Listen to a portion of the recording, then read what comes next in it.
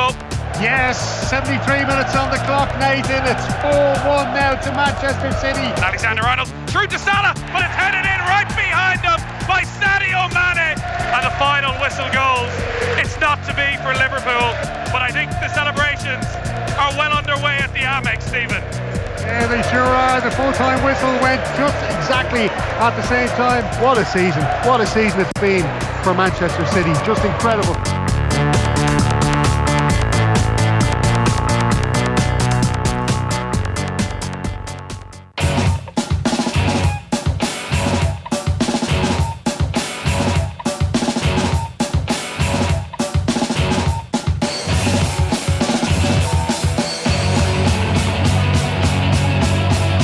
OTB AM. This is OTB Sports Radio. Yeah, very good morning to you this Monday morning. Bright-eyed and bushy-tailed. We're very welcome along.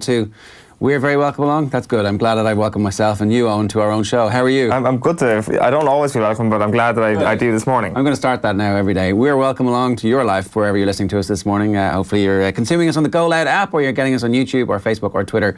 And if ever you want to get in touch with us, then feel free to drop us an line. You can use the hashtag OTBM. We also have a WhatsApp number, which I keep forgetting to officially get and write down, and then say, oh, you can just add us to WhatsApp, and then you can forward on all the junk that you get. Not your junk or pictures of your junk, but the junk that, clogs up people's WhatsApp these days. How are you on? Good weekend? I'm good, yeah, very good. Yeah, it's a good start to Monday morning. It is, yeah. I'm not going to lie, I'm just a little bit wired, because I stayed up far too late watching American football. Did you stay up? You did it week one? Well, I go to bed and then I'm just watching it on the phone, which is the worst of all experiences, because you can't even put the sound up. And you should just be downstairs watching it properly. And what are you doing? Are you watching Red Zone at that point? Are you picking a specific game? I might have found a stream of the Raiders game or the 49ers game. Well, there's no question that Red Zone is the most dangerous invention in humanity ever. It is without doubt the best TV experience in sport. Unquestionably, zero ads. Once you make a decision at 6 p.m. on a Sunday night, I'm going to turn on Sky Sports Mix, whatever channel you end up watching Red Zone on, you've given up your Sunday evening. It's gone, it's done. Next thing you blink and it's Monday. It's funny because the games are great, obviously, to flick through, but once Sky added Red Zone to their, everybody gets that, right? The free-to-air channel, yeah. It's like, what? This is that they've just given the best stuff away for it completely validates getting that Sky package. Yeah, completely. And to be honest with you, I didn't Red Zone it last night because, for the aforementioned reason that you wanted to go to bed. I kind of wanted to go to bed before midnight, before 11 p.m. because you do get sucked into the 9 p.m. games once you get onto Red Zone as well. So I avoided it last night, catching up this morning on everything that happened. And we're going to chat to Mike Carlson a little bit later on. But really, the best NFL story and the best sports story of the entire weekend was not on the pitch whatsoever. The Antonio Brown saga has been the most sensational thing I've ever seen. From every single layer of the story up until its bizarre conclusion on Saturday night, it's just been the perfect chaotic American sports story. I can't remember anything like it, really. So people who don't know, Antonio Brown was the best wide receiver in football. He's got a 6-year stretch. His last 6-year stretch is the greatest 6-year stretch of any receiver in the history of the game in terms of, I think it's yards. He's not the greatest receiver ever, but he's in the conversation, certainly over the last Number one pick in fantasy every year. And fell out with his team last year, the Pittsburgh Steelers, and refused to play in the last day of the season when they still had a chance of making the playoffs. And then was traded in the summer for way cheaper than you would expect. 2 picks, a 3rd round and a 5th round pick, to the Raiders, who are a complete mess, who are leaving Oakland to go to Vegas, and who have Hollywood's head coach in John Gruden, who's got a 10-year, $100 million contract, and so therefore felt secure enough to sign Antonio Brown. Antonio Brown arrived for training camp in a hot air balloon. On his first day at work, he arrived in a hot air balloon. Later on, he went over to. Later on, it emerged that he'd been in Paris and had walked into a cryotherapy chamber with nothing on his feet, and so had a frostbite. Had a proper, I've climbed Mount Everest with no shoes on frostbite, which basically froze off the bottom layer of skin on his feet. And while that was all getting fixed, he was having a fight with the NFL about the helmet that he was using, to the point where he was talking about retirement. Then a helmet company sponsored him to the tune of, a couple of $1 million to wear their helmet. So it all worked out. That bit all worked out. In the meantime, the Raiders were like, here, listen, come on, come to training, stop all this bollocks and come to training. And he was like, yeah, okay, I will. And then he did come to training, and then he didn't come to training and missed a walkthrough ahead of a game. And then the Raiders fined him, and he put the letter on Instagram, which is something he's done before. I don't know if you remember this. He was in the locker room at the Steelers in the middle of last season, and he went on Facebook Live while the coach, Mike Tomlin, in one of the non-media sections. So the coach was actually literally going around giving out to everybody, and he's like, "Oh, look at coach! Look what he's doing on Facebook Live." Like streaming. I did not know about that. Yeah. So there's a bit of a track record there, and then because of the fight with the money, because of the fine, he has a fight with the GM, and at that stage it looks like they're going to suspend him. But then the Raiders say, look, we're not going to suspend him. He's going to play on Monday. This is all going to be over. And you think, okay, grand, that's it. It's over. But then he releases a video on YouTube of a call that he's taped, which apparently in California is completely illegal. You can't tape a phone call in California and broadcast it. Is it legal anywhere? Yeah, I think in like Nevada. Okay, so he was future Raiders law. Exactly, fighting. Yeah, that was the one wrinkle in that didn't work. And then suddenly, in that after he's like, "Oh, release me, Raiders," and the Raiders just released him. That was it, which meant that he loses $30 million, it seems, immediately, and the Raiders lose the right to have him. What they could have done was force him not to play for anybody. They could have just put him on didn't show up to practice list, and that would have been him gone for the season, which would have punished him, not cost them any money, and not hand an AFC rival one of the best players in the league. 3 hours later, he's on the Patriots, last year's Super Bowl champions, the Evil Empire. Which was absolutely. I hadn't followed it intricately. Was it a shock? Because it was a shock to me to see. Oh, he's signed for the Patriots. It was like Bill Belichick all along had been the puppet master in all of this. He was the guy on the phone to Antonio Brown saying, "Don't wear your shoes in the cryotherapy chamber. Make sure you record that conversation you have with John Gruden. Put a fancy Moonlight soundtrack on it and make it cinematic as possible." It was a brilliantly edited piece of content. Yeah, it was like hairs on the back of your neck sort of stuff. It was. Why can't we edit content like it was truly brilliant. It's the best sports story of the year so far, and nothing will come close, even by the insane standards of the NFL and American sports people. The Patriots were playing the Steelers last night, and they just missed the 4 p.m. deadline on Saturday to get him signed to allow him to suit up last night, which would have been absolutely amazing because the Patriots completely annihilated the Steelers last night. Even without him, it was a 30-point victory. So it turns out the New England Patriots, who were already the best team in football, got much better at the weekend.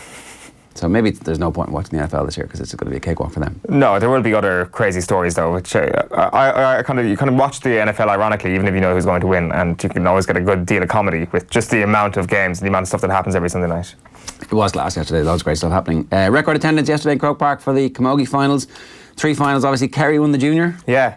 Kerry won the junior yesterday, beating Limerick in that their first junior title. Amazing win for them. Pretty much the entire team from one club as well, which is a fantastic story. And as we can see on screen there, 24,730 people at the final. Westmeath won the intermediate in a fairly dramatic fashion with a huge comeback, and I think their manager talked his way into the end of year highlights as well with you're not going to get a Jim Gavin for me. And then Galway held off Kilkenny in the senior, which means devastation for Kilkenny. You just can't get it done at the moment. Former Galway star Aislinn Connolly is going to join us a little bit later on to go through yesterday's action. I'm playing this video now? Yeah, okay. So after Galway's win over Kilkenny, their captain Sarah Dervin spoke to Maura Tracy yesterday. We knew, like, if we upped the work rate, what we did against Cork, that we would be in a serious challenge. Serious chance. We knew Kilkenny were going to bring it, and it was up to us to match it and more. And thankfully, each and every one of them girls, they died with their boots on. They were absolutely fantastic, and it's just, as I said, a dream come true. What was the difference between you and Kilkenny, do you think, today? Because obviously, if you look at you all on paper, you're all as good as each other. Yeah,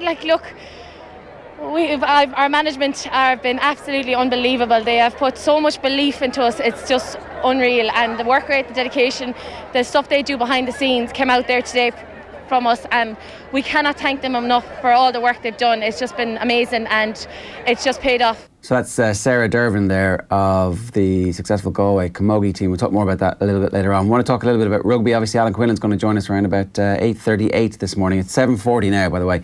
If you need to be getting out the door, or if you've got plenty of time before you're getting out the door this morning, then fair play to you. But obviously the World Cup is now properly on our radar. We're 2 weeks away from our first game against Scotland. We're going to pick that team for you around about 8 o'clock this morning. But not everybody's going to be able to make it out on time. The English team are having a bit of trouble with the weather. Yeah, that was a story I saw yesterday. England, Australia, I think as well. They're both due to leave today or were due to leave last night. And obviously, you've got a typhoon hitting Japan at the moment, which is putting paid to that. A pretty serious one. Like, I mean, last year, I think Osaka got its worst typhoon-like condition for 25 years. So, you know, they hit every year at the same time, like around this time of year, it's typhoon. I can't quite remember. Was this a big deal when Japan was announced as a host nation or not? See, typhoon facts, like storm cutting 900,000 homes in Japan at the moment. So 100 flights cancelled, 1 million households without power in the country. So it's going to hit the South Coast, going to hit Tokyo, going to hit Shizuoka, where Ireland are playing their second game against Japan. But you'd imagine it's going to clear up in time for the tournament. Like, obviously it's not looking good at the moment. Yeah. And in terms of actual teams' preparations, it's going to obviously have a significant impact, because if you're planning to get out there today and train today and get to your base today, your logistical plans are going to be in trouble, and you don't know how long this thing's going to last, and you also don't know what's going to follow up this weather as well if you're in the middle of typhoon season. So when are you going out? Wednesday. Right. It'll be gone by Wednesday, won't it? I hope so. Well, if I can't get out, the team can't get out there going the same day as well. So. All right, you going the same flight? No, not. You sit up the front with the players. And those big seats. Yeah, the big seats. The bed, the flat bed. Right. Wow, that's how do you know that? Jesus. Yeah, it's all about who you know, not what you know. Who's signing off on those expenses? Nobody. Forward signatures, I think, is the way forward. Before we go any further, we've had a present. You had a. Oh yeah. The Eoin.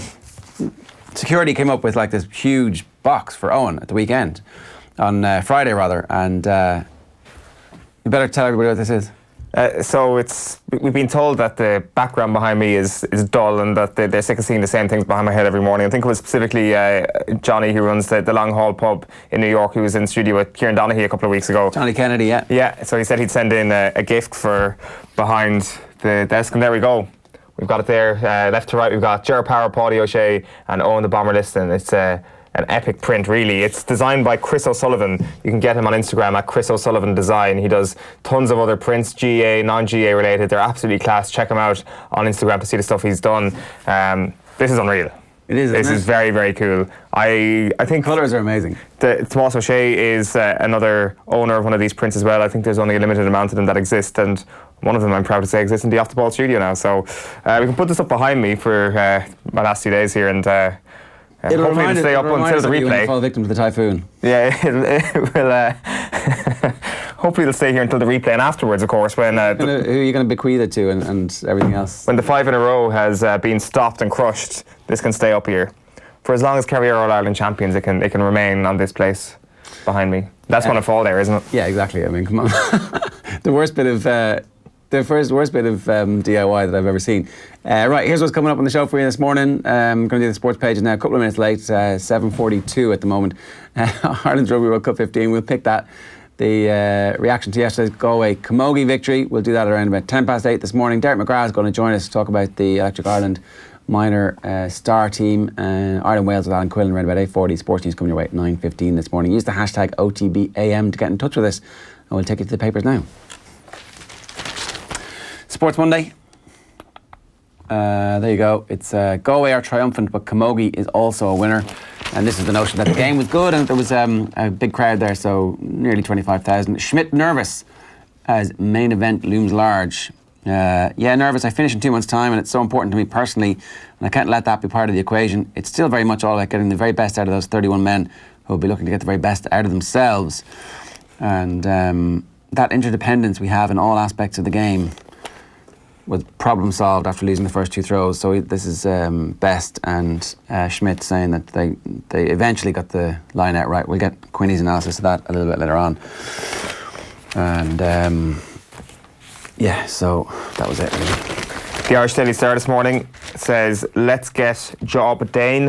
Mick determines to avoid repeating rivals Tbilisi woe. So it's been another night really where we're saying thank you very much, Georgia. Thank you for getting that job done against Denmark last night. Something that's, I guess, Stephen Kelly was saying here on Friday morning, that this fixture on Sunday is something to watch. It's always something to watch when a team goes to Tbilisi. The thing is now Ireland need to go there and win, and if they manage to not get beaten in the rest of their games, they will be going to the Euros.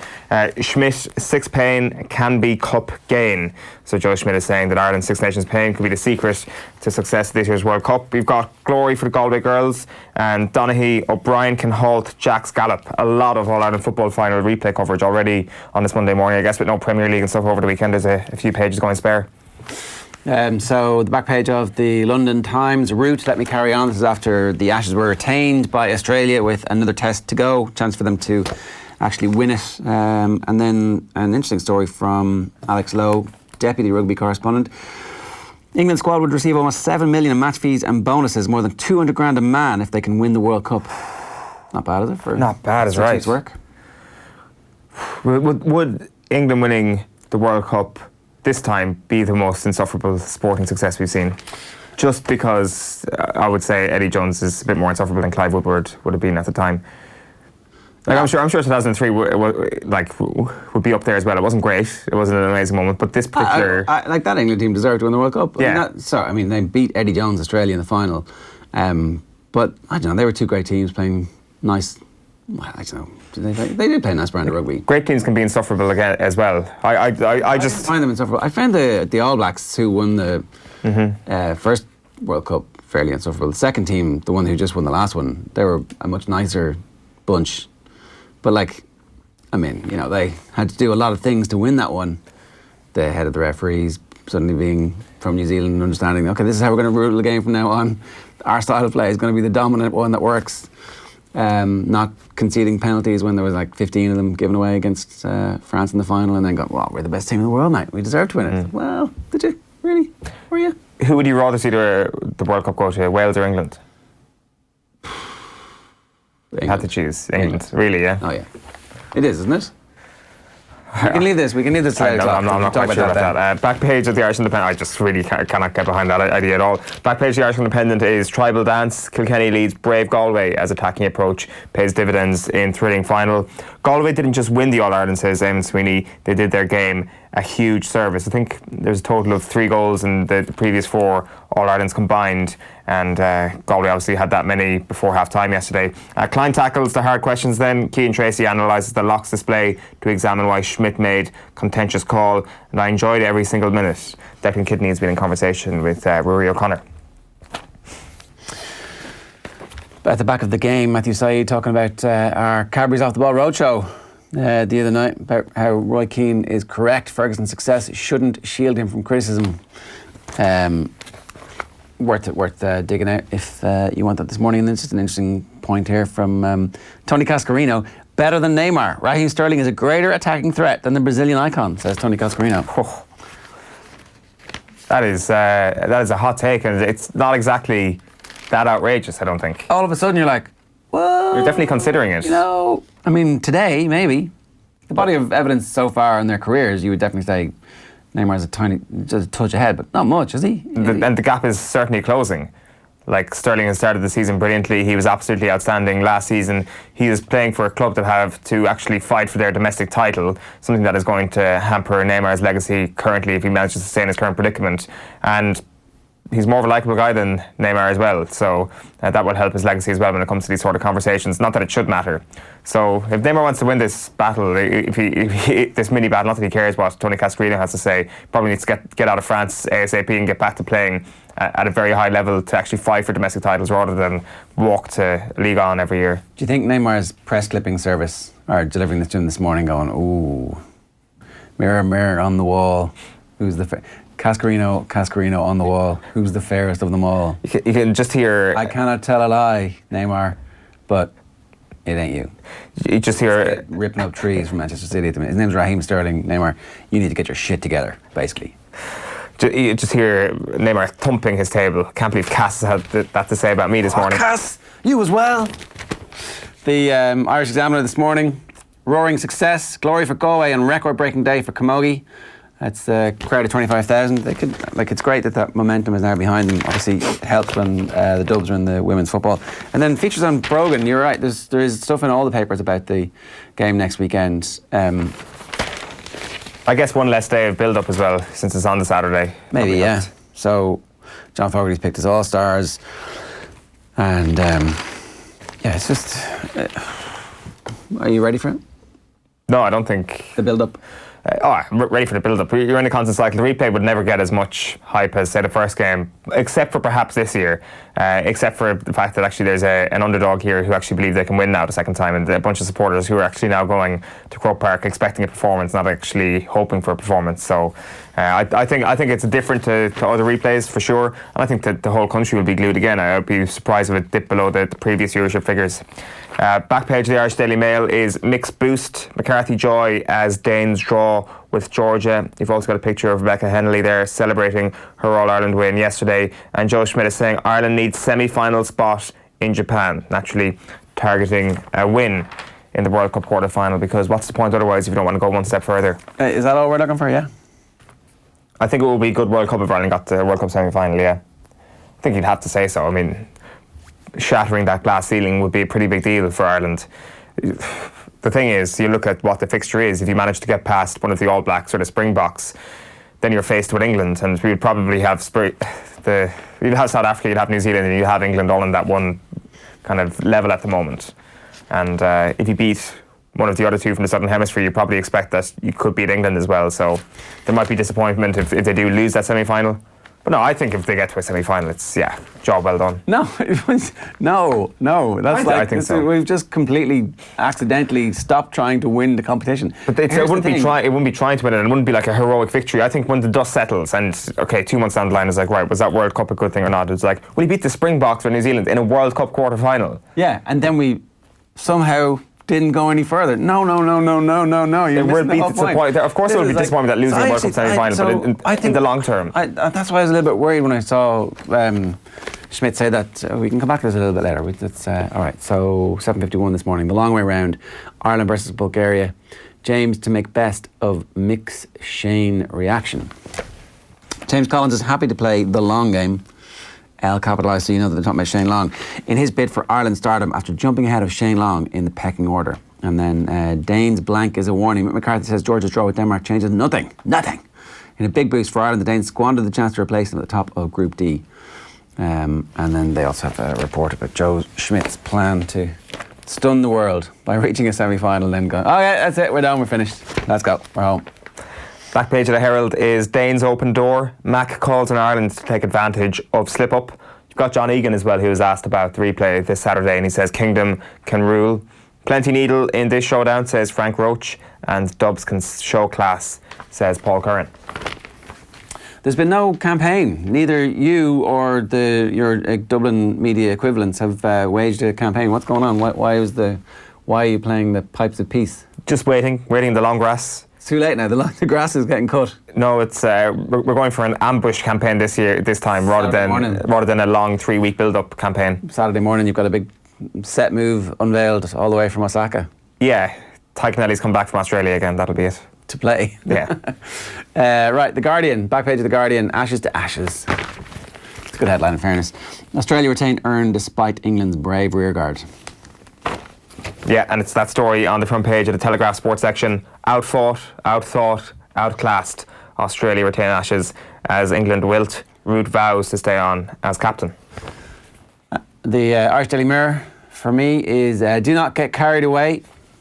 Mick, Georgia did us a favour, but they could end our hopes as well. Yes, they could. I mean, would you back against Georgia beating Ireland? No, definitely not. Beating Ireland, yeah, you probably would, but getting the same result that they got against Denmark, against Ireland, no, you would not bet against that whatsoever. It is the definition of a tough place to go. We need a home win. We need a home win against Denmark, really. We can't do that now. So, we needed a home win. No, against Denmark, we can't. We drew 1-1 there. Yeah, okay. Denmark at home is the one. Like, obviously, you go to Switzerland and you're in big danger of actually losing that game. Yeah, more than likely. That is a huge thing. Like, it's a really tricky conclusion to Ireland's group. They're the favourites, right, at this stage? Yeah, they would be with Ireland coming to that. Like, I mean, but the Switzerland's big missed opportunity was the Denmark game. I do wonder in hindsight if we'll actually look at that and say, God, it would actually be a much better story for us at Switzerland actually beating Denmark that day, and that catastrophic draw that they suffered against the Danes actually might be a bit of a disaster for Ireland as well. Like, only time will tell, but if we go to Switzerland and don't get beaten, and then we draw our other 2 games as well, then that will be something we look back on with a bit of regret. MJ Mull says, I'm in Tokyo at the moment, thanks to you boys and Heineken. It was a strange sensation waking up at 4 a.m. this morning to the hotel gently swaying. Oh. Kevin Callan, top of the morning. Morning, lads, says Sean Mannigan. And Philip Brady says, good morning. They're all being very polite in the YouTube comments. It's very nice of you, lads. Very good morning to you. Yeah, indeed. The Irish news for you this morning. German scalp, the only focus. Davis puts results way above records. So it's Northern Ireland. And then, I can't see the pictures. It's Rory, is it? In the watching brief? It is Rory Gallagher, yeah. At one of the Derry Club games. It's going to be an interesting experiment. No matter what happens, it's going to be an interesting experiment now. There's another one who was just saying that also in the Irish news they have a line that Rory Began scored a goal from play in the Monaghan Club Championship. I think it was the fifth goal for Scottstown. It was certainly, I saw it on Twitter. It was like I don't know if it was the one he just scored, but certainly they'd scored 5 goals at that point. So they were. Did he like? Is that showboating? Yeah, completely. But absolutely fair play to him. If you can't. If you're Rory Began and you don't showboat, then no goalkeeper can showboat. It's true, in fairness. You can get the very latest on offtheball.com, of course. We'll keep you abreast of everything that's happening in the world. Rafa Nadal won his 19th Grand Slam title and another US Open late last night. So a big win for Rafa. Is one behind Roger Federer now? Yeah. That makes him like the greatest tennis player of all time if he overtakes him? Well, like we were having a conversation earlier in the summer about Federer versus Djokovic as the GOAT conversation. Like Nadal does that. Like next season is now very, very important in terms of who actually takes the slams between Nadal and Federer. And it is ridiculous that we were having that conversation in the year 2020. Like, that is the conversation that should have been kind of reaching its conclusion 10 years ago. Maybe 7 or 8 years ago, but now we're moving to another decade, and yet it'll still be Nadal against Federer. In the 20s. Wow, the roaring 20s. All right, it is 7:56 a.m. You're watching OTBAM this morning. You're very welcome along. We're delighted to have you. If you're watching us on YouTube, on Twitter, or indeed on Facebook, then fair play to you. You can also listen to us and go about your day, which is like a radio show or indeed a radio station. OTB Sports Radio is available on the Go Loud app, which you can get in the Play Store, or you can get on the App Store as well. Right, we're going to take a break. We'll be back with some Joe Schmidt, and we'll be back talking rugby after this. OTB AM. This is OTB Sports Radio. The Sport Ireland campus Blanchardstown is the home of Irish sport, not just for our athletes but for you in the community. Check out our amazing offers for families with kids camps, sport academies and birthday parties. Or for adults, why not join our gym with a 50-metre pool? Or your club, school, friends can book one of our world-class indoor or outdoor facilities, including our athletics track, soccer, basketball or badminton courts and many more. Check us out on sportirelandcampus.ie. Join Bruce Betting now for a risk-free first bet up to €100. That's right. New Irish accounts can enjoy a risk-free first bet up to €100. So if your first bet loses, we'll refund your stake with a free bet. Now that's giving you more. Bruce Betting. In store, online and now on your phone. T's and C's apply. Please gamble responsibly. See dunlewy.net. OTB AM. Yeah, the focus of a World Cup is huge, so you're immediately starting to think in terms of our next game. Obviously, Scotland have had a couple of big wins against Georgia.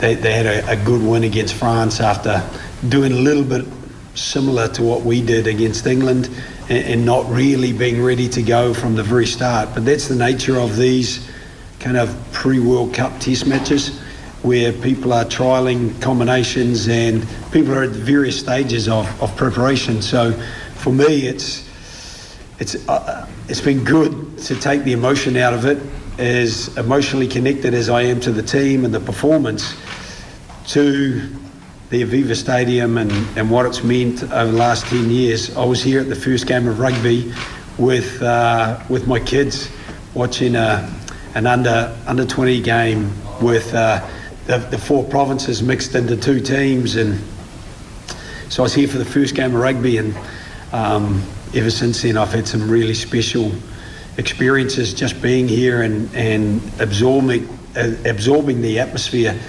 It's phenomenal for such an open stadium, the volume of noise that gets created, and we are incredibly lucky with the support that we have.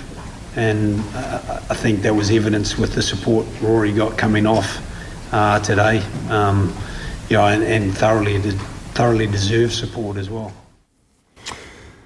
Yeah, so his voice was going, not from any emotion, but you can see that obviously leaving the Aviva was something that did mean quite a lot to Joe Schmidt. There's a picture of him waving away, exiting the Aviva for the very last time as the Ireland coach, and all of the success, the greatest ever Ireland coach by record, the team now officially installed in those nonsense rankings as number one team in the world, but as a result of the performances over the last 18 months minus the last 6, you can definitely make the case he's the greatest ever Irish coach, and yet the entire legacy will come down to what happens over the next 2 months. It's 8 o'clock this morning and we're going to talk a little bit about this. You're going to pick a team for us. Yeah, does the team kind of not pick itself at this moment when you look at form, when you look at what Joe Schmidt has said in press conferences and the decisions he's made? Like, there are a couple of question marks. We would have had question marks about what the starting team was going to be for the big games and whether or not Scannell would be in it too. I think that Rory Best has probably played his way back into the team. That's one of the question marks, but I think that question's been answered. Cian Healy, is he under any threat from Kilcoyne, or is Kilcoyne's surge in performance so great that he is now the new Sean Cronin, and that, wow, it's going to be an amazing impact that he has off the bench? Well, no, it's not the same as Sean Cronin, because ultimately with Sean Cronin it's been a two-pronged attack in terms of the conversation around him, because you have the impact he brings off the bench, but then also on the other side you had perhaps an ageing and a faltering Rory Best, which kind of furthered the conversation around Sean Cronin, whereas with Kilcoyne, that conversation, it just is not the same with Cian Healy and the form he's shown in 2019. And on top of that, he was so brilliant off the bench as well on Saturday that you want him on the bench, but you also want Cian Healy in your starting team. So I think that is a very concrete 1 and 2 in that position. I think Rory Best is going to start at hooker, and then obviously Tyke Furlong has that jersey nailed down. Like, you could almost say, like, when it's going to be 16, 17 and 18, is that also completely nailed down, where it's going to be Kilcoyne, Cronin and Porter at this point? It doesn't seem to me that there's any way in for anybody else in those positions on the bench either. Yeah, so that's fair enough. They pick themselves. Does the second row pick itself, or was yesterday's second row potentially the second row that Joe Schmidt wants? See, this is another question mark here. Obviously it's James Ryan, and it's 2 partners, James Ryan. You suspect that it's going to be Ian Henderson for Scotland. I would be surprised if it wasn't. Yeah, I mean, Henderson's such a dynamic player. The question then also comes back to the bench now. Like, when Keane Tracy was in with us last week, he was saying that it was actually Tyg Byrne who beat Devin Toner to the seat on the plane, which would suggest to me that John Klein is the man who's going to make the bench. Now, Tyg Byrne is more versatile and perhaps a better bench player. So maybe they both make the bench and Tyg Byrne is your back row cover. With Jack Conan not in the squad at all. Or in the starting team. Yeah. Whereas I would be going for Van der Fleer, O'Mahony and CJ Stander at this point. I don't think Jack Conan did enough to force his way into the starting number 8 for Ireland on Saturday. So you're not making any changes to, that is... the boring... O'Mahony is 6, Stander is 8 and Van der Fleer is 7. Yes. So we're saying it's Henderson and... James Ryan in your second row, and you're saying that's your back row. I think that the back row might have changed. I think that certainly for the Scotland game, who was telling us recently that it was all about power is the thing that they've been obsessed with now for the last 6 months. Well, Keane said it last week when he was in with us last week. Alan has mentioned it as well, Alan Quinlan, when he's been with us. Like, it has been the theme, and with power, you're thinking to yourself, South Africa. Yeah, and I think that you've got to get that game going against the Scots so that you're fully confident in it, which I don't think it was, was there a reason that O'Mahony started at 7 last week? And I think there was, and I think that O'Mahony might start against Scotland at 7, which would give you the opportunity to play the 2 lads, Stander at 6 and Jack Conan at 8. So I'm not sure that it's Conan's performance at 8 that was the most important of the selection issues. It was Stander good enough at 6 that taking Peter O'Mahony out of that gives you feel confident, and was Van der Fleer at 7 so superior to O'Mahony that you have to have him. And I'm not sure, he's obviously such a brilliant player, but I haven't seen the stats for the number of tackles. If he's up around the 20 odd, then, well, geez, you've got to pick him, because that's the sensation that he is, and that's the stuff that he does. And I don't know, I would say that at the moment, it's more likely to be the big lads as opposed to Van der Fleer at 7. It's a completely different looking backline. There's no question about that. Just by one little shift, by bringing Conan into the team, by moving Standard out to 6. And I do like Standard at 6, and I think Quinlan has said it as well, that like he does like the look of Standard at 6. He was even making the point on Friday that if he didn't play well at the weekend, you're looking at CJ Stander as perhaps your new impact sub, because actually it might be a short burst CJ Stander, which is the best CJ Stander in the year 2019. But actually, he was pretty good on Saturday. He's very good on Saturday, and he's probably nailed his place in the starting team. But where was he playing on Saturday? And that is the question you have to ask yourself. What is the CJ Stander you want? So I agree with you that there is a completely different dynamic to that back row. I just think that when it comes to the basics of the actual role of the flanker, I think Josh Van der Fleer executes it extremely well at 7. I think Peter O'Mahony at 6 and CJ Stander at 8 is safe. But there's a reason why it's safe. It's because it's tried and trusted. They're all absolutely top-class talents in those specific positions. Yeah, I don't know. And I'm just not sure about. Like I can see the appeal to Stander at 6 for sure, but where have we seen CJ Stander's best form in an Ireland jersey? It has still been at number 8. When though? How recently have you seen that best form? Okay, not this year. Yeah, not this year. I accept that. But is there kind of a trend at this point towards the whole Joe Schmidt has something up his sleeve in terms of peaking that actually might be true? That actually what happened in Twickenham a couple of weeks ago was really a pre-season moment. They were a week behind England. England were flying. Ireland probably still had their tails down to a certain extent about what happened earlier in the year. There were reports about them knocking the heads off each other in training in Portugal the week before. Perhaps that was all true, and maybe it was just a really tired performance, and maybe the Six Nations this year didn't actually matter as much as anything previously did in 2018 to Joe Schmidt, to this team, and that they have kind of tricked us all a little bit. So, like, there are elements of that performance on Saturday. Like, it was their best performance of the calendar year. I mean, the bar is very low, and it's only a friendly. I get that, but it wasn't just because the bar is low doesn't mean the performance was grand. It wasn't sensational. It was still better than probably anything in the Six Nations. Okay, but so who cares? So what? But what I'm saying is that you're actually kind of turning the clock back a little bit. You're actually suggesting that 2018 might not have been the very, very peak and that everything from there is now downhill. You're now flirting with the idea that peak that was achieved in 2018, say an 80% or 90% version of that might be possible this autumn. That's all I'm saying. And they have to go much further than that, because other teams have vastly improved since that year. Nobody else. It's true.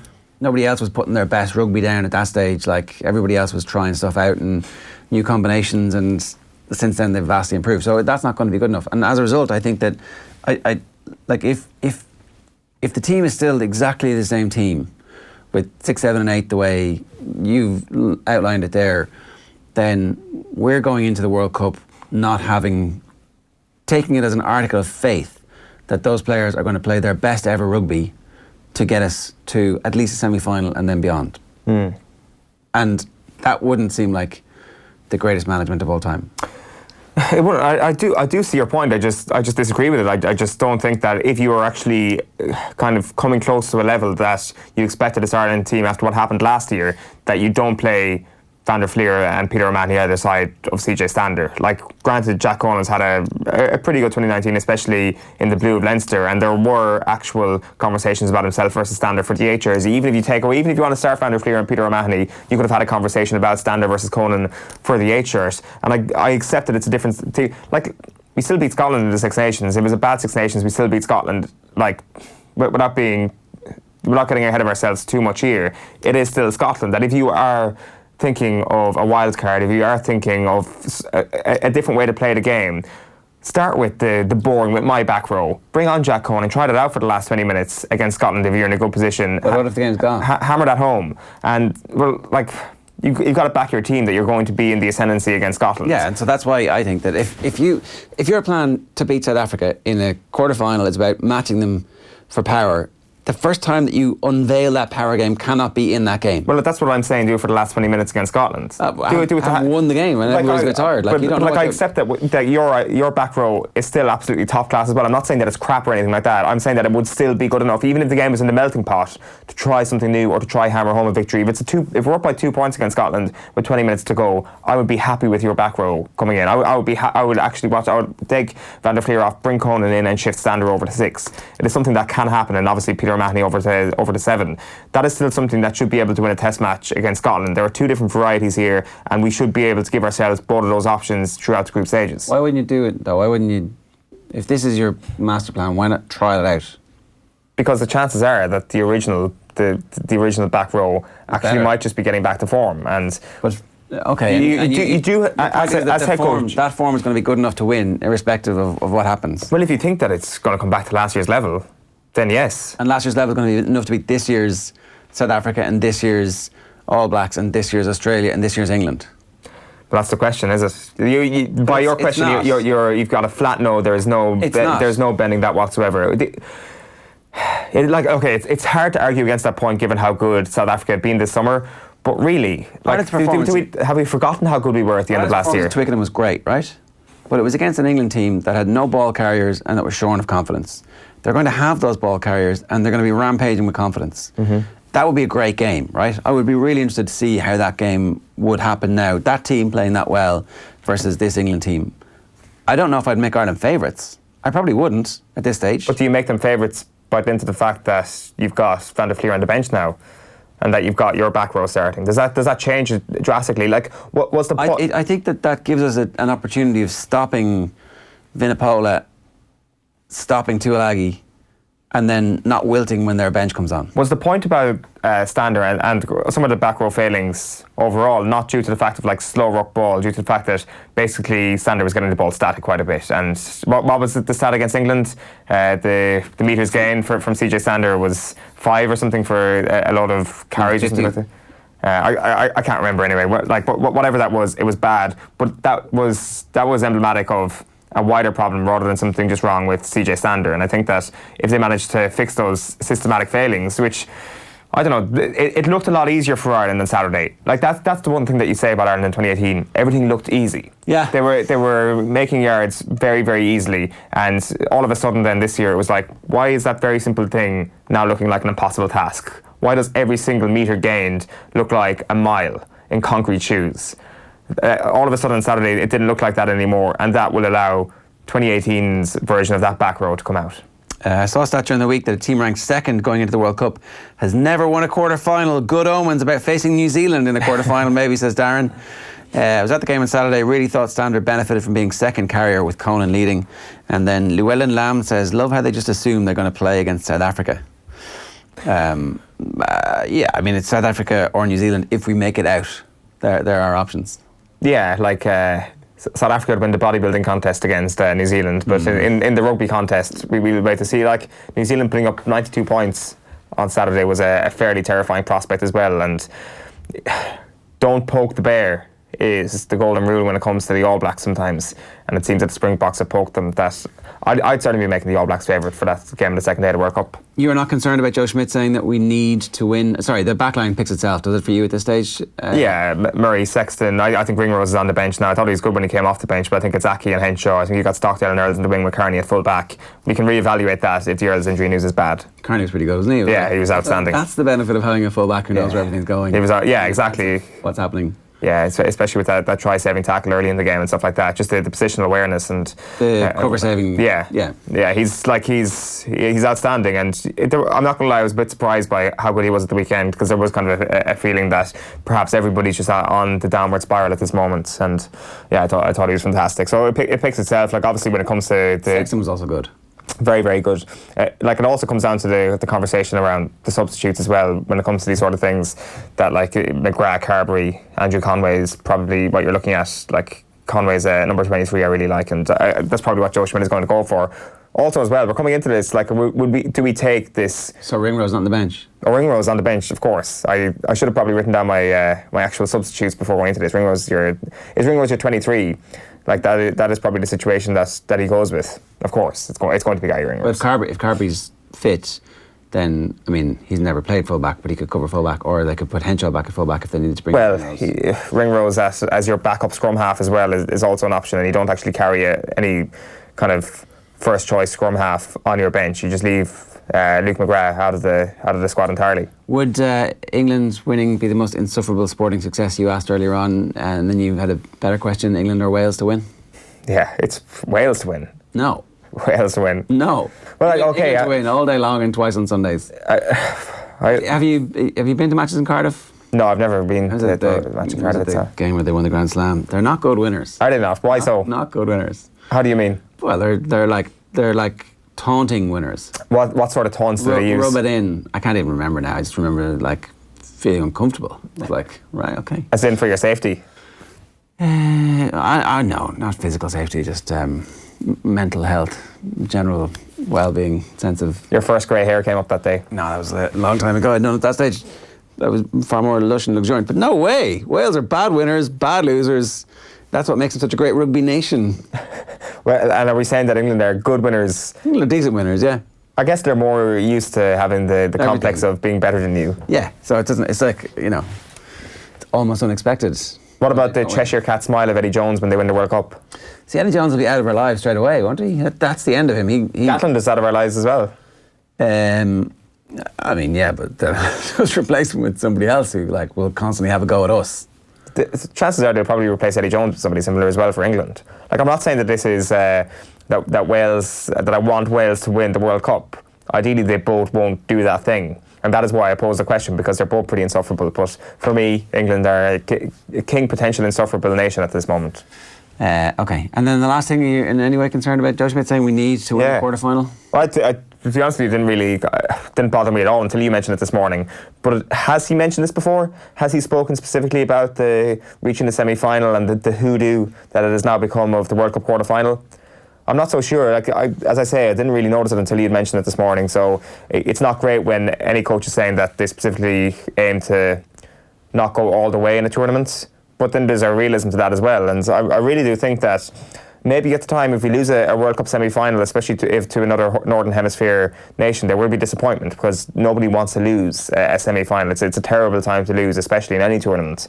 But I think after a period of time, I think breaking the glass ceiling of a quarter-final would be seen as a step forward for Irish rugby. Like this, just because it's the end of Joe Schmidt doesn't mean it's the end of Irish rugby. No, but this only happens every 4 years. Yeah, right? I know that. Can't fix that next year, and who knows who the hell is going to be in charge or what stage everybody's going to be at. If you're in a quarter-final, you have to be trying to win the competition as opposed to we're going to settle for a place in the semis, and then everything after that, sure luck. But I don't think that's what Joe Schmidt is saying at all, that they will settle for a place in the semi-final. I think that, it's as I say, this is a hindsight conversation that will happen. When it's like going into the Six Nations next year. That's why it's worth having now. Where do you frame your expectations? So we fall short trying to win, or we win. Well, Joe Schmidt... go and have a massive national party because we win a quarter-final. No, Joe Schmidt is such a process-driven coach that his expectation right now is to put in a good performance against Scotland. Sure, and that's why I'm saying it's so weird that he's already focused on we need to win. It's unusual, I'll give you that. Yeah, it's not something that I recall Joe Schmidt talking about before. But would you, if you gave me a win against South Africa or New Zealand in the World Cup quarter-final, I think you take a defeat in the semi-final now. You know, we take every game as it comes. No, I'd rather crash out in the group stages than go. Yeah, grand. Really, you'd rather crash out in the group stages than lose a semi-final? Well, if you're saying it now, right? If my risk is there's no chance of you winning, but you're going to lose a semi-final. This is obviously a complete bullshit hypothetical situation. Or anything else, all the other things are on the table. I'm taking everything else because I want to win. Do you realise you're Irish? That is not the sort of mentality you're supposed to have as an Irishman. Right, it's 17 minutes past 8 this morning. We're talking Camogie next with the former Galway star Aislinn Connolly. First, here's the Galway boss, Cathal Murray, in pretty good form, speaking with Maura Tracy yesterday. What does this mean for Camogie and Galway? Because like you said, Galway in any code don't win many All-Irelands, even though the talent is often there. But this is the kind of stuff, this is the stuff that girls dream of. This is the stuff the girls dream for us. You know, I think it's huge for Galway Camogie. I think not so much that we won it, I think it was the way we won it. You know, our matches against Waterford, our matches against Cork, our match again today, you know, it was unbelievable work rate, unbelievable intensity, unbelievable tackling. And, you know, I think it was the way we won it. You know, I know the crowd is a huge crowd up here from Galway and they really got behind the team and that was massive as well. And listen, look at any 6, 7, 8, 9-year-old looking at that is going to want to play Camogie for Galway and that's what we want, you know, it's super. Would you believe if I told you there were some women from Connemara in the crowd as well, of all places? I believe it. I said there was women from all over Galway and listen, we have a huge following, thank God, and listen, these girls deserve it because look, they're training 6, 7 times a week in the story, you know, they're putting in a huge effort.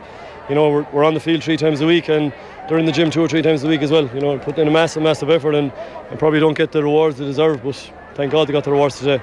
All right, we're joined by Aislinn Connolly for a bit of analysis of this. Good morning to you, Aisling. How are you doing? Good morning, Ger. Great. How are you doing? Yeah, so Galway won this game with a blast just before half-time, kind of the first half championship minutes, where they just established a lead that Kilkenny were never able to get back into it. What allowed them to suddenly put the burst of 2-2 or whatever it was in those final few minutes of the first half together? I think they just took their chances and they absolutely ran at Kilkenny. Like, coming into this game, talk was about Kilkenny forwards, how they're lethal, how they're deadly, how they've scored such and such in the game, and there was little talk of the Galway forwards. But actually, it was the Galway forwards, and in particular the Galway full forward line, who ran riot. And in Cathal Murray's pre-match interview, he was asked the question, what's it going to come down to? And he answered, work rate and the team that takes the most chances.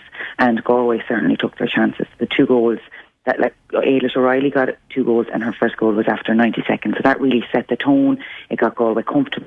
And then from there on, any chance that they took their goal chances. Like, they really ran at them. Whereas Kenny had unusually no goal threat. Like, they, in previous matches, their sharpshooter and Dalton averages 1-3 every game. Denise Gall, Katie Power, Miriam Walsh, none of them had goal threats, and that was the difference at the end of the day.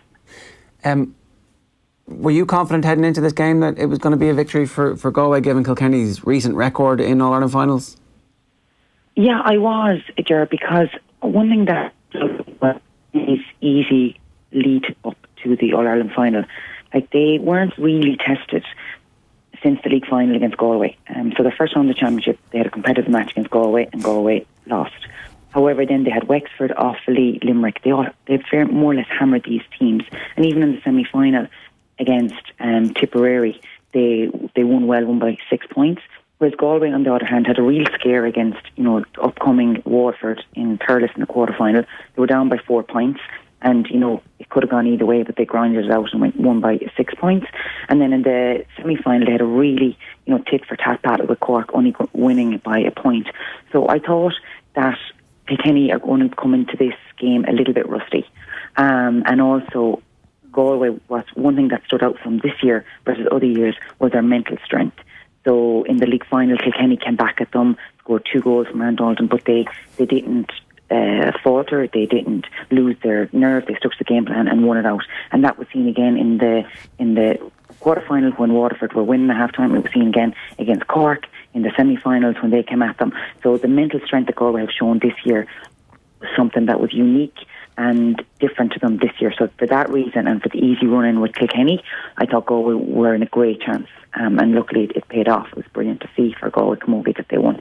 Yeah, that mental strength is something that's been touched on in the aftermath. Cathal Murray said that he used the collapse in the intermediate final in the dressing room in the immediate build-up to the senior final, and I guess he was a little bit shocked by what happened there, but I guess the senior team, you're saying, had that reservoir of courage and that kind of mental strength there already.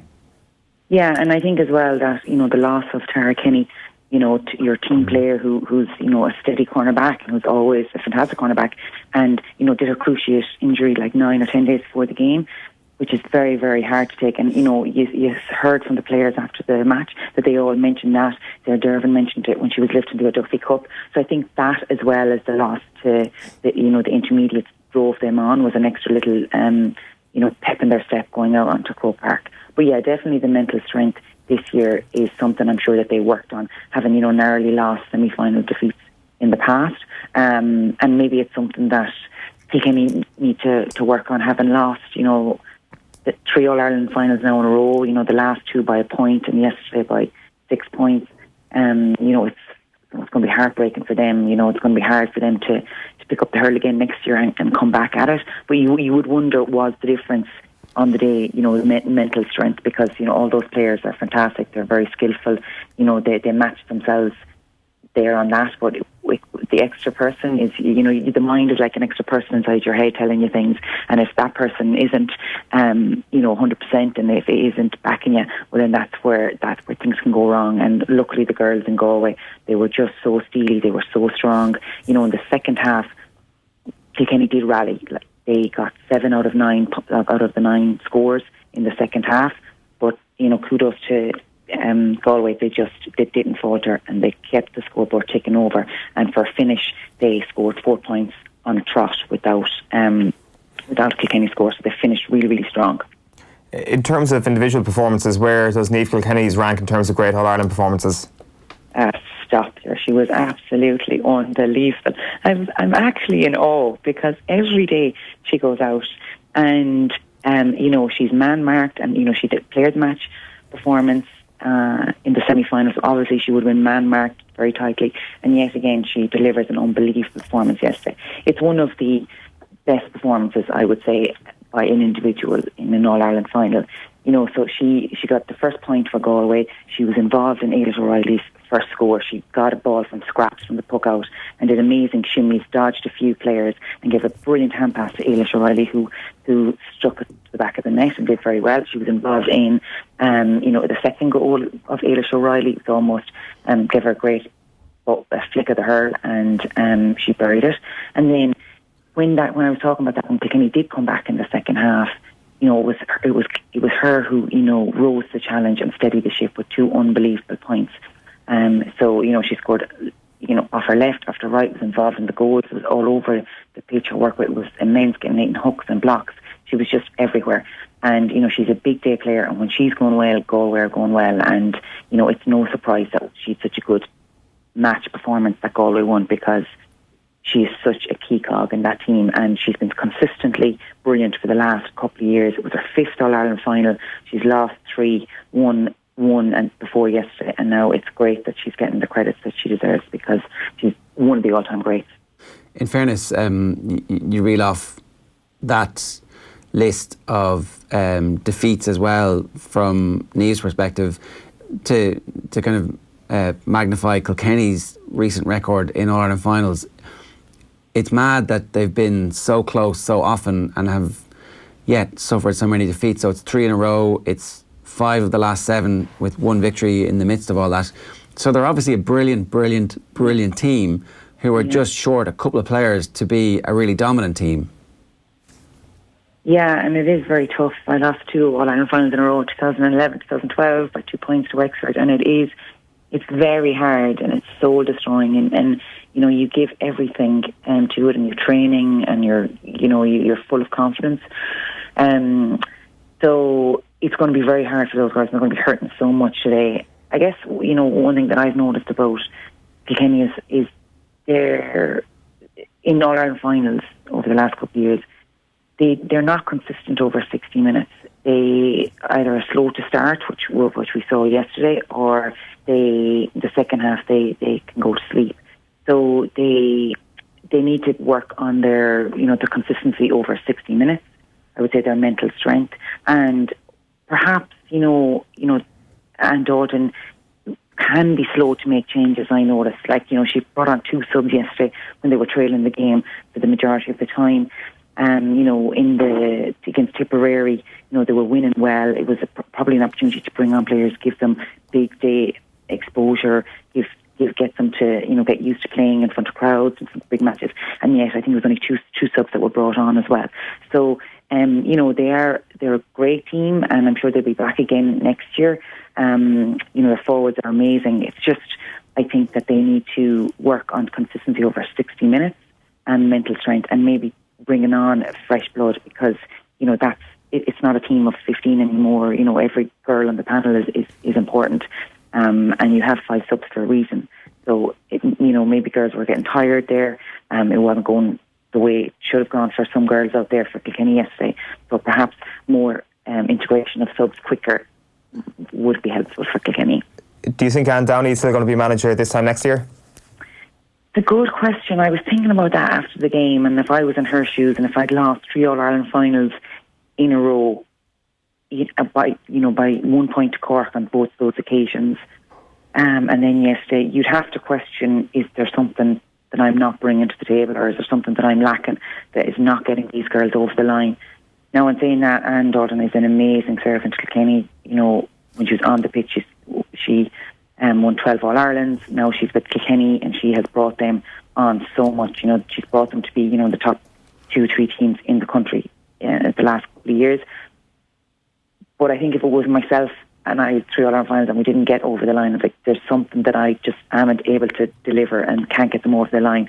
So I don't know if she's going to be there or not. And in saying that, she's ruthless and she is so hungry and she wants it so bad for those girls, and she gives everything to Kilkenny Camogie, that I wouldn't be surprised either if she stayed on and said, I'm going to try and get this silverware for the girls. But it might be time for, fresh blood and a different voice and new ideas at this stage. One last question for you. Obviously, it was nearly a crowd of 25,000, and that was a big target for everybody involved in camogie in the country. You can clearly see the success of the All-Ireland final being a centrepiece for the LGFA, and it's clear that the Camogie Association are building towards turning it into a showpiece as well. So 24,730 was the official attendance there on the screen for us now at the minute. That's great, and the fact that the game was great. So definitely need a campaign to roll out behind this to make sure that there is some kind of legacy to this game and that it continues on into next year. Yeah, and one thing, Ger, that was brilliant as well about yesterday was that it was a great match to watch. It made for great viewership. I think Ray Kelly did a great job refereeing, to be honest. I know he handed out some questionable yellow cards, but majority of the time the free count was down versus other finals, and he let the game flow. And what that does is it makes for an interesting game to watch, and more people will tune in, more people will watch it again, because it is a really, really strong game. And yeah, like when you look back at 2014, the record, the attendance was 12,000, 13,000 about. So that's a shambles. So it's absolutely brilliant that now it's nearly up on 25,000. And credit to the Camogie Association, they have Laura Gilroy doing the social media, and she's doing a really great job on it. And I think, now is the time to build on the momentum and to make sure that there's more bums on seats. And as you said, get out a campaign, get into the schools, get their dads bringing their girls to the matches and their sons, also because it's often the case you have the mothers bringing their girls, but it's so you want your dads, they'll bring their sons to the All-Ireland final hurling or the semi-finals, but like if you want your girl to grow up and learn determination, determine resilience, learn focus, learn teamwork, learn team spirit, be resilient when losing and winning, then you want that Camogie teaches you all those things. So I'd encourage any men listening to this, to make sure that they bring their girls, their cousins, their sisters, and to those Camogie games, and get them involved in it, because it is a great sport and it teaches you so much things for, I see myself, it's taught me so much in my professional career, and it's helped me along so much in my professional career, not just on the pitch. Actually, yeah, that's a great point. Kudos. It was just brilliant to see for Galway Camogie that and they won. And I just say a last shout out to the management team like Cathal Murray, John Connors, and previous player Orla Kilkenny, who I played against. They have just given so much to Galway Camogie, and it's they've left no stone unturned, and it's just brilliant that they reaped the awards now yesterday. Fair play to Aislinn. Thanks a million for taking the call this morning. Cheers. No problem. Thanks, Jared. Bye-bye. Aislinn Connolly giving us some analysis of the game yesterday. Going to hear from Derek McGrath in just a minute. First, let's hear from Limerick's Niamh Mulcahy, who was on duty for Off the Ball yesterday in Croke Park alongside Maura Trassa. The 3 finals we got there today are definitely a great starting point, for advertising the game. I think even looking at the papers this week, social media online, we've had way more coverage. I think the 20 by 20 campaign, has really set the ball rolling for women's sports. And look, hopefully, once that campaign finishes, that everything continues to flourish and attendances and participation, continue to increase. And look, today's attendance, they didn't quite get the 25,000, but I think it was still the biggest attendance for a standalone fixture, so you'd be hoping that's just going to grow each year. All right, let's move on, because we want to talk about the Electric Ireland Minor Star Awards. We've got the graphic here of the team which has been announced, and I'm delighted to say we've got Derek McGrath alongside us to discuss the selections. So it's 6 from the All-Ireland champions Galway, 3 from the All-Ireland runners-up Kilkenny, 3 from Limerick, 2 from Clare, and 1 from Wexford. I'll go through the team here for you. It's Aidan Tallis in goals, Christy Brennan, Owen Lawless, both from Galway, 2 and 3. Ronan Lyons is 4 from Limerick. 5 is Ian McGlynn of Galway. 6 is Cian Galvin of Clare. 7 is Peter MacDonald of Kilkenny. 8 is Alex Conara of Galway. 9 is Patrick Kirby of Limerick, Patrick Swell, a famous name there. 10 is Greg Thomas, 11 is Sean McDonough of both of Galway, 12 is Cathal O'Neill, 13 is Billy Drennan of Kilkenny, 14 is AJ Redmond of Wexford, and 15 is Shane Meehan. So Alan Cairns and Derek McGrath both picked this team. I'm delighted to say Derek is with us this morning. Derek, good morning to you. Morning, Jared. How are you? Yeah, good. So it's always difficult to pick teams over the course of an entire campaign, but some of these players were absolutely nailed on from their performances in the semi-final and final. I imagine that some of the selections are very difficult and some of them are fairly straightforward. Yeah, like anything, there's debate or conjecture about anything, and particularly when young lads are involved. Lucky enough, Jared, that I saw most of the matches. When you're involved in this capacity, you try your best not to be kind of one of these distant observers, in your hand in the team. So I saw most of the matches, as did Alan. So, yeah, a couple of standout performers. Obviously, Sean McDonough was a dominant kind of performer for Galway all the way through the championship 2-8 in the final itself. And a really impressive player, Jared. If anyone got a chance to see him during the whole campaign, was Cathal O'Neill from Limerick. Really, really outstanding kind of performances all the way through the whole campaign from Limerick. And yeah, look, Ian McGlynn from Galway, he was picked at number 5. He was sent off ironically against in the semi-final, and he had his red card overturned and rescinded, so he was able to perform brilliantly in the All-Ireland final. So lots of good performances sprinkled throughout the team. Yeah, so you talked about Cathal O'Neill of Limerick, who got picked at number 12. What type of a hurler is he? Well, he's very, very elusive in terms of very tall, very mobile, brilliant off left or right, brilliant free taker, very calm as well, just from watching him. I'm lucky enough to see him up close against Waterford this year. Waterford ironically got a draw against him in the minor, and Corach Daly did a really good job on him the same day, but he was just really calm throughout the whole thing. And I saw him playing with Scott Reach last year in the Harty Cup as well, so I think he's a guy that I think he's actually under again next year. A very, very young guy, and from a reasonably, I won't say unknown club, but a lesser known club, not from Patrick, from Crocora. So he's a different player. Something like a combination between a kind of Peter Duggan, if you like, and has the kind of workhorse ability of a Hegarty as well. So he seems the perfect kind of model, not to put too much pressure on him going forward. But he's a guy that we'll keep an eye on in terms of stepping up into the future. Yeah, Patrick Kirby is Gary Kirby's son, is that right? Yeah, again, a lovely player, different than Gary in terms of the build. Like, he's very, and I'm not saying Gary was immobile, but this guy's a kind of a smaller, kind of Jamie Barron type player, gets around the field very well, kind of modern, kind of prototype midfielder, where he seems to be everywhere from D to D and able to pop up with a couple of scores as well. So very, very prominent player all through the year. Yeah, look, these things actually, they matter so much to players, particularly if you haven't won an All-Ireland, to be selected as one of the best players from across the course of the season. Obviously for the Galway lads, it's a lovely, it puts the tin hat on the ear for them. But I imagine if you're one of the Kilkenny lads who makes this team after the defeat in the All-Ireland final, or indeed if you're one of the Limerick lads who makes it, it's very, very special. Yeah, and I think it gives you, I think we're in the business of trying to boost young lads now, and it's the balance between having a team of the year and then having debate over guys who are possibly left out. But yeah, if you're Billy Drennan and you've had a brilliant campaign for Kilkenny, or if you're AJ Redmond, or even if guys who've missed out, like the likes of Richie Lawler from Wexford had a fantastic campaign during the year, James Elwood from Kilkenny, John Cooney and Enda Collins from Galway. Even I was lucky enough to see a couple of the Tipperary games. Jack Campion and Jack Leamy were outstanding for Tipperary. So you had guys who stood out in their own games, even within the Cork setup. You had David Hogan and Dara Flynn and Jack Callahan, all really prominent performances, and weren't able to make the ultimate 15, but guys that have bright futures nonetheless. And the boost given by just being on the team, I suppose, or even just, I know it sounds a bit trivial, but having your name mentioned in those particular realms, can give a guy a good boost going forward. No, I totally understand that. We over the course of the summer have been picking our Electric Ireland Minor Jubilee 15 from the last 25 years. Obviously the 1992 All-Ireland final was outside our purview, so you couldn't make it, unfortunately. But I wouldn't make it on the performance in the final anyway, Jared, I'll tell you that. We named Matty Murphy the manager that we selected. I think he's won 6 in over that period of time. It's an unbelievable record. But the importance of minor managers at this point can't be overstated, because it's such an important moment in a young player's life. The games, they mean so much to them, and you kind of need to just make sure that they don't become overwhelmed by the size of the games.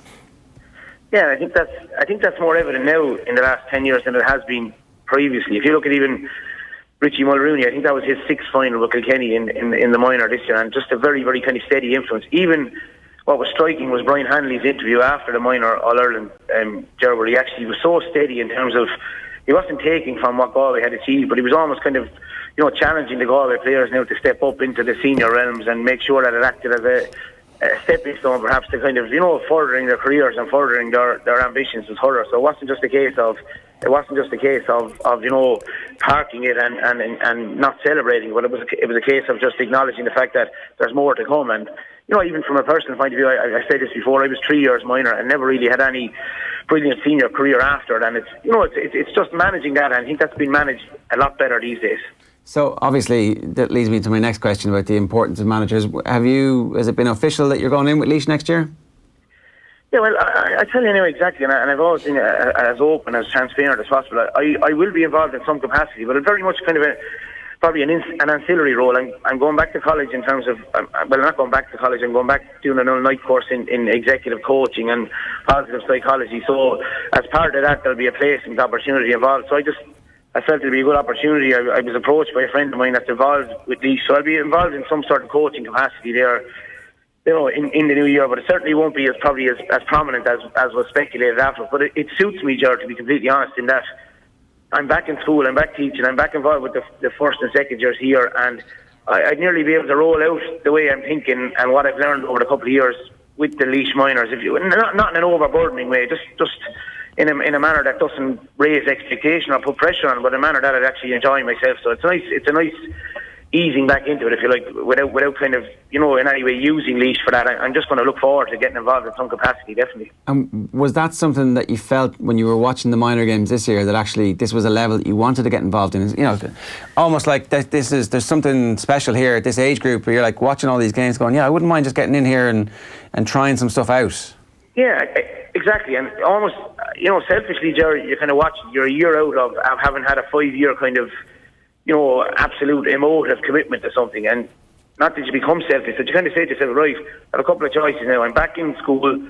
I wouldn't mind furthering my own educational kind of background in terms of the course in positive psychology, if you like. And then I would kind of try and link that with something and almost roll out, if you were to ever go back into an inter-county senior setup, how would you kind of improve from the last time? How would you kind of bring some ideas, and how would you tie into what you've been used to, which is ultimately, I've been used to being involved with I won't say kids teams, but teams that are, from 12 to 18 year olds. So it's a good chance for me to kind of take the learnings from the 5 years in Waterford and try and apply them in some capacity, to Laois, so that Laois can have a couple of players coming through to help Eddie Brennan's squad over the next couple of years then on the back of being involved, if you like. But as I said, it's very much just in a supporting role to the already appointed management and coaching team. But yeah, to answer your question, without a doubt, you just try and see it as a kind of a means to accelerating your own process and getting better at what you didn't do well when you're involved in Waterford. Yeah, look, that course sounds fascinating, and I've no doubt you're going to come back a better manager for it in the long run. Derek, you've been great with your time this morning. Thanks a million for joining us. Not a bother, Jerry. Mind yourself. It's Derek McGrath there. Always great to have him on the show, talking about the Electric Ireland Minor Star team and the Jubilee team and his own role with the Laois Minors next year. That sounds fascinating, doesn't it? The positive psychology course.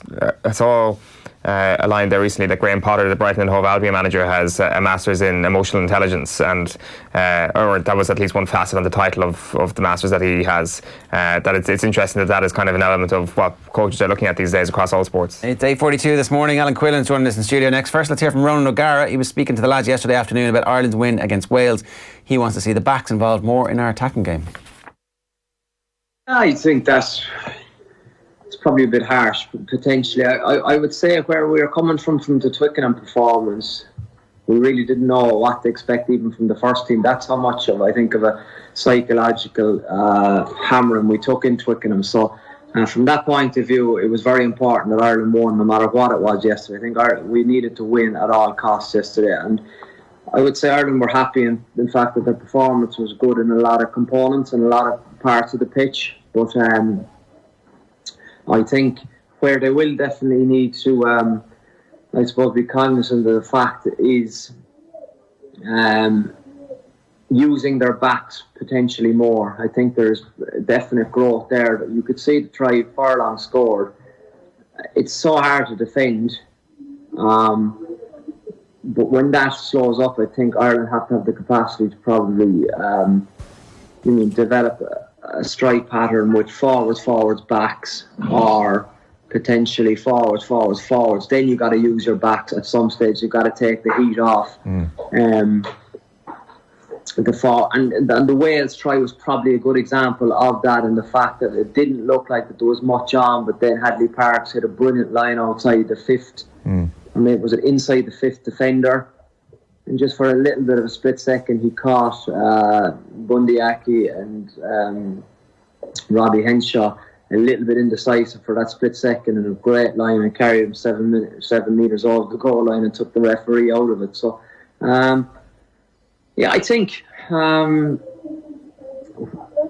warm-up games and the way it finished for the Six Nations, confidence was huge, and you could see it definitely coming back. So they will go to Japan with a pep in their step, and I think that was the ultimate from yesterday's point of view.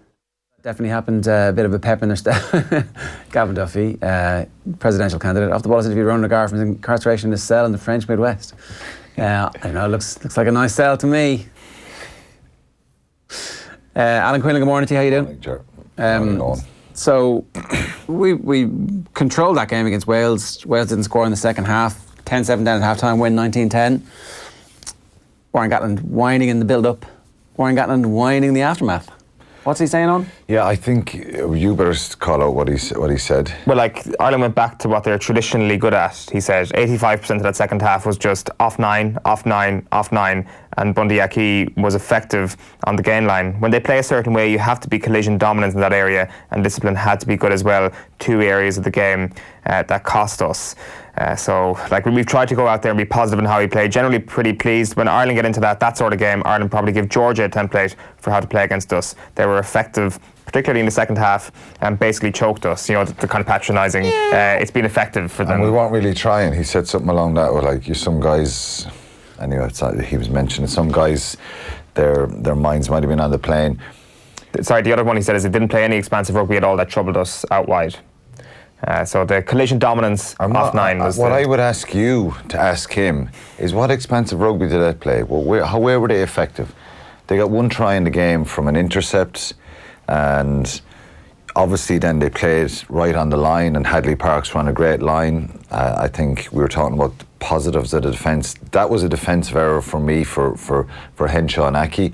To be fair, not more so Aki, because Aki's looking in at the ruck, and Hadley Parks runs a brilliant line here. He's got to look ahead, and I guarantee Andy Farrell will say that to him. So that was kind of the only defensive mistake we made the whole game. The defence was brilliant. And what does Warren Gatland expect Ireland to do? Throw the ball around the place and show their hand going to the World Cup? He wasn't going to do that either. But for me, to be fair, Wales had a lot of possession in the first half, and they didn't really do much for it. And I'll go back to when Ireland won. And I like Gatty, but that stuff irritated me after the game. It was condescending and it was insulting. Ireland should have scored another, should have scored definitely another 1, possibly another 2 tries.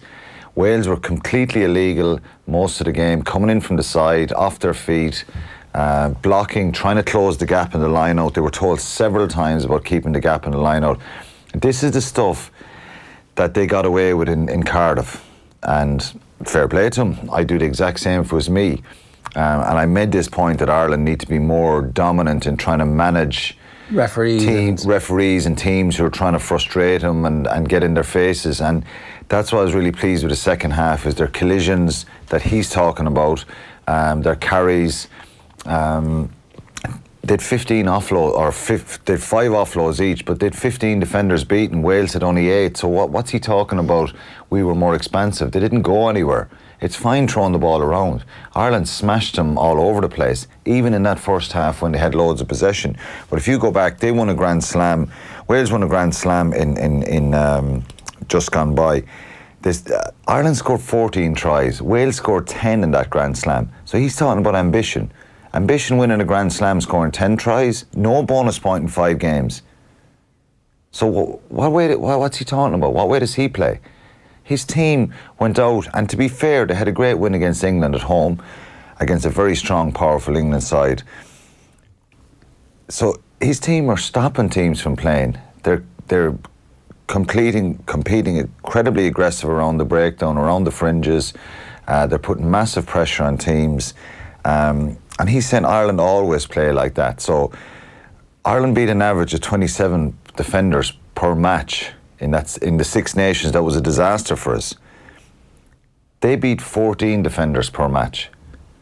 So that doesn't make sense if he's talking about Ireland always play like this. The reason I'm going back is because he said in his words, Ireland always play like this. They went back to what they always do. Ireland averaged 184 passes per game in the Six Nations and 21 kicks. The disastrous one we just played. Yeah. Wales, 124 passes and 28 kicks. So they averaged 7 kicks more than Ireland in the game. But we're the kicking team. Oh, yeah, for sure. But look, England kicked 44 times against France when they scored 8 tries in Twickenham. So sometimes kicking can be very effective and exciting as well. So I'm not saying we're this expansive team. There's some Why do you think merits. He's still having goals at I just don't know why in a warm-up game. He's more or less saying the Wales weren't really that bothered. It's no big deal. Ireland obviously was more psychologically better for them to get a win, but it wasn't the be-all and end-all. So I don't know why he has to say that stuff after the game. I was more disappointed with that than any of the stuff Gatty's ever said before, because it was kind of a bit bitter, and there's a bitterness there in Warren Gatland that probably if it happened to me, what happened to him a long time ago when he got shafted here, I'd probably still hold on to it. But he's holding on to this the whole time, and I think it's very insulting that, it would have been nice if he came out and gave a bit more credit to Joe Schmidt for what he's achieved and for Rory Best, in their last game there. In fairness to Warren, he's achieved an incredible amount from Wales, and you can't take that away. But I just don't know why he has to come out and say that after the game. It's up for everyone else and let the reporters and the press and the people decide if we are or not. But I just thought it was a bit distasteful for him. When Ireland won a Grand Slam in 2018, you remember that one? It wasn't that long ago. We played okay. Right, we scored 20 tries. We had bonus point wins in 3 of the games. We didn't get a bonus point win away in Paris, and we didn't get a bonus point win away in England. But winning a Grand Slam away in Paris and away in England, to me, we killed England though. Is a better Grand Slam than being very, very fortunate away to France. Well, we were too now. That was Johnny Steckle's drop goal, remember? Yeah, but I still think we were the better team in that game by a long. Wales weren't the better team in this game. France should have won that game. France handed it back to Wales. They had a 26-19 win away to Italy. We kind of scraped through Italy and there was nothing said either. Wales only scraped through that. Now, to be fair, a very good win at home to England again, and they seem to have that Indian sign in England up in Cardiff. The place is electric. 18-11 away, a poor performance away in Scotland. Could easily have lost that game as well. And they were dominant at home to Ireland. But where's the expansive rugby and all that? So it's just a complete contradiction.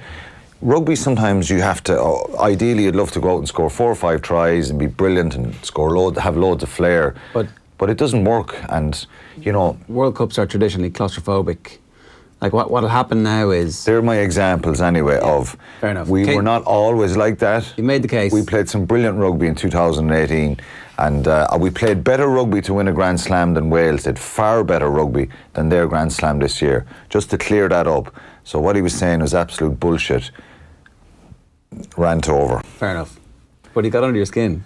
Which is exactly what he wants, right? No, he does. What does it matter if he gets under my skin? Because by proxy, are the Irish, is Joe Schmidt looking at that going, no, screw he you, won't. Gaddy? No, he won't. The numbers and the facts are there that, Ireland, the easy thing to go to, look, we are quite, we're very structured, and I think we weren't going to see an unstructured side throwing the ball all over the place the weekend. I hope at times that we have the ability to do that and play heads-up rugby when we go to the World Cup.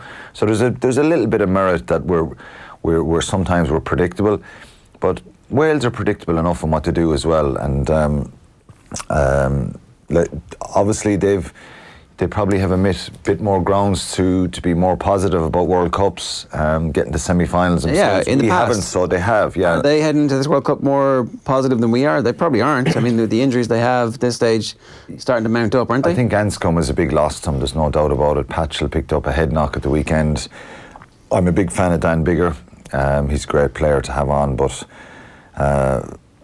Faletau is a loss to him as well, you know, so they're in good shape. And you know one thing about Wales, when they go to World Cups, to be fair, they have incredible belief, and they can turn it on, so they're capable of that. If we were we've been talking about this earlier, so we're not springing this on you, well, we are, but if you were to pick one of these two teams has to win the World Cup, England or Wales, who is it? To win it, to make a choice. Who do you be happier as an Irishman to see win? Jesus.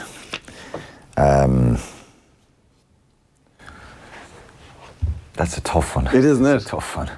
Go on. I think... Which would be the worst? That's the question, really.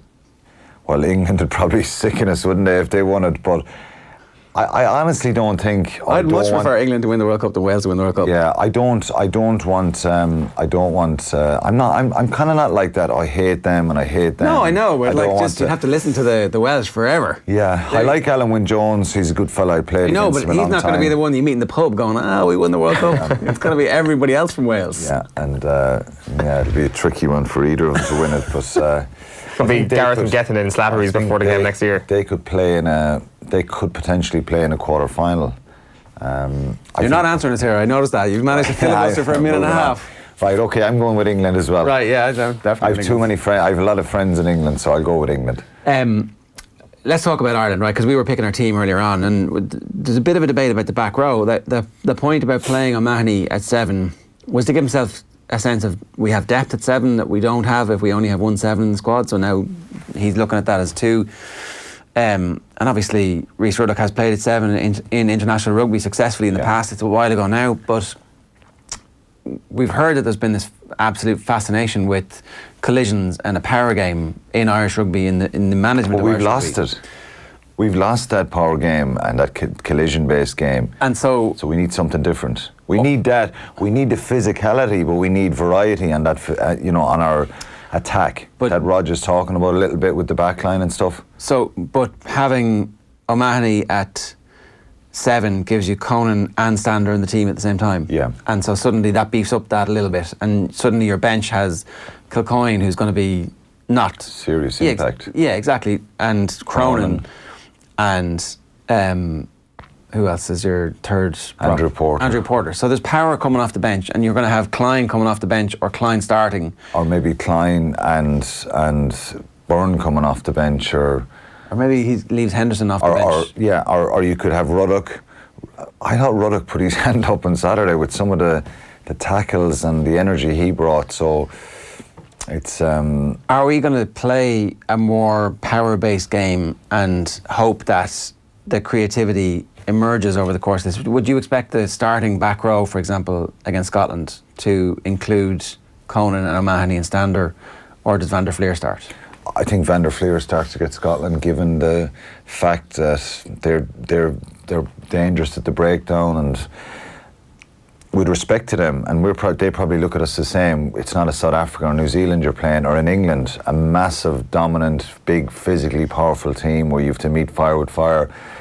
I think, either side can match each other physically. So I think Van der Fleer just being that natural 7, and I thought he played well, and I love the fact that in some of the wider channels that he got his hands on the ball, because he's actually a very good runner with the ball. He's really quick. Made about 60 and he got yards at one point. A couple of lovely offloads and stuff like that.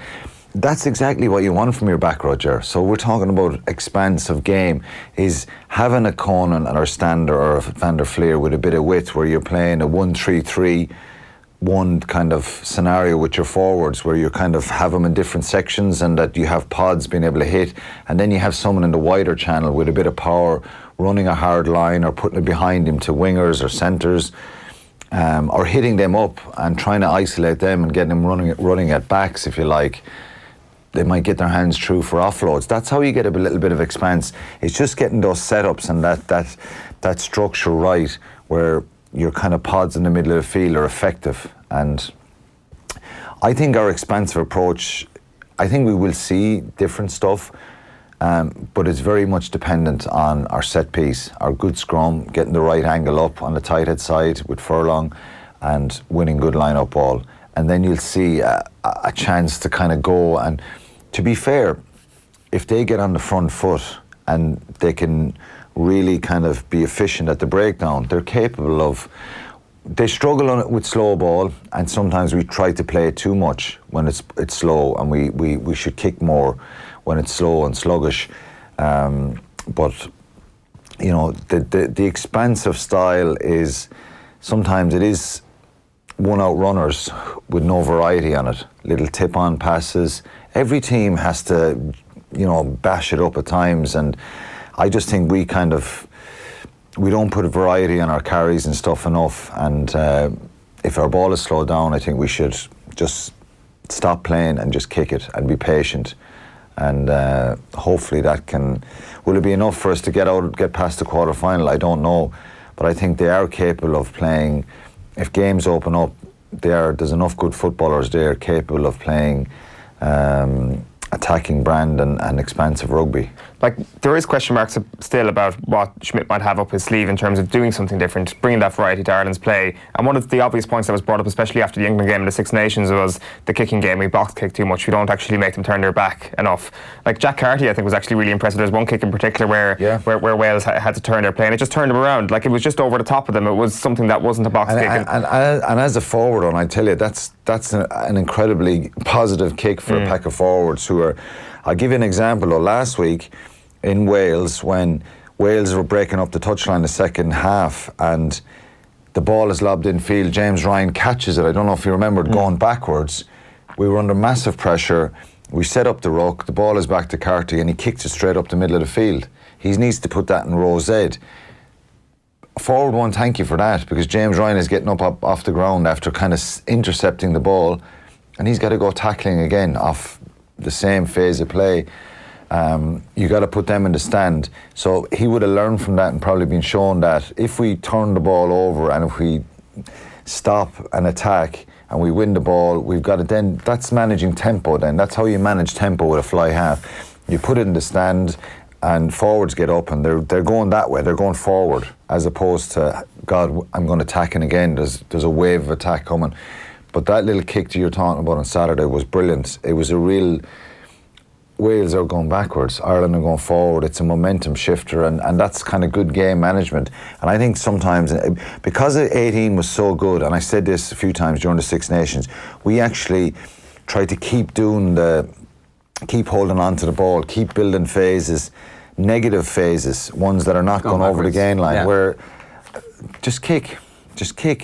Be patient, get in the right areas, try and find a bit of territory. I know you always have to play a couple of phases to try and bring up wingers, and you can give a couple of passes and bring Carney as an option with the left foot as well.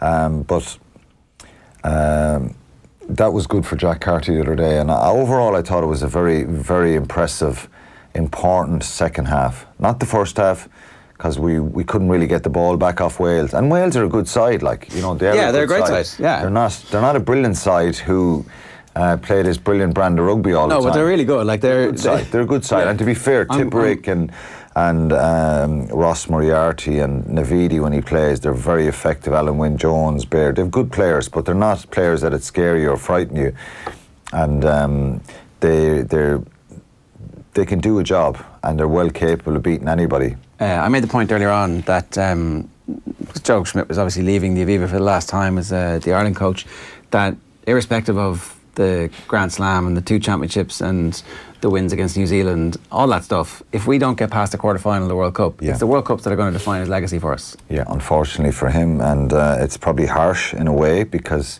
it has been an incredibly positive number of years for Irish rugby. He's our best ever Irish coach. Yeah, he is, and there's no point in, people will jump, the negativity will escalate if we don't, and it'll be, you know, the naysayers will jump on that, and look, you know, not getting past the quarter-final is not good enough for Ireland. I think there's been a bit of bad fortune and maybe bottling it at times, and maybe not turning up on the day after maybe sometimes having good wins in pool matches and it just gone freezing in the quarter-final stage.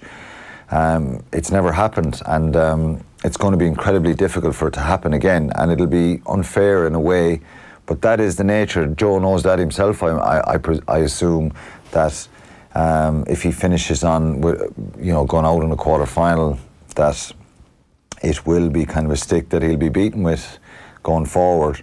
And that's just the reality of it, the kind of ruthless nature of it. But how do they make sure that pressure doesn't become completely all-encompassing? Because we did a piece recently with Peter O'Mahony where he was talking about this pressure, and he was talking about being nearly sick before games, and from the whole time they're in the Shelbourne, there's just this kind of constant black cloud of intense atmospheric pressure that never really leaves. So if that's what they feel in Six Nations games, imagine what it's going to be like for an Ireland. But there is, look, you want pressure when you, a World Cup quarter-final. Yeah, but you want pressure. You want to manage that pressure, and that's where Enda McNulty would be important.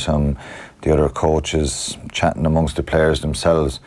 Ultimately, it's a pressure cooker. A World Cup is a pressure cooker, and it's probably extra for Ireland because, given the story going right back, I was there in Lons in '99. I was in the squad where Argentina beat us, absolute disaster.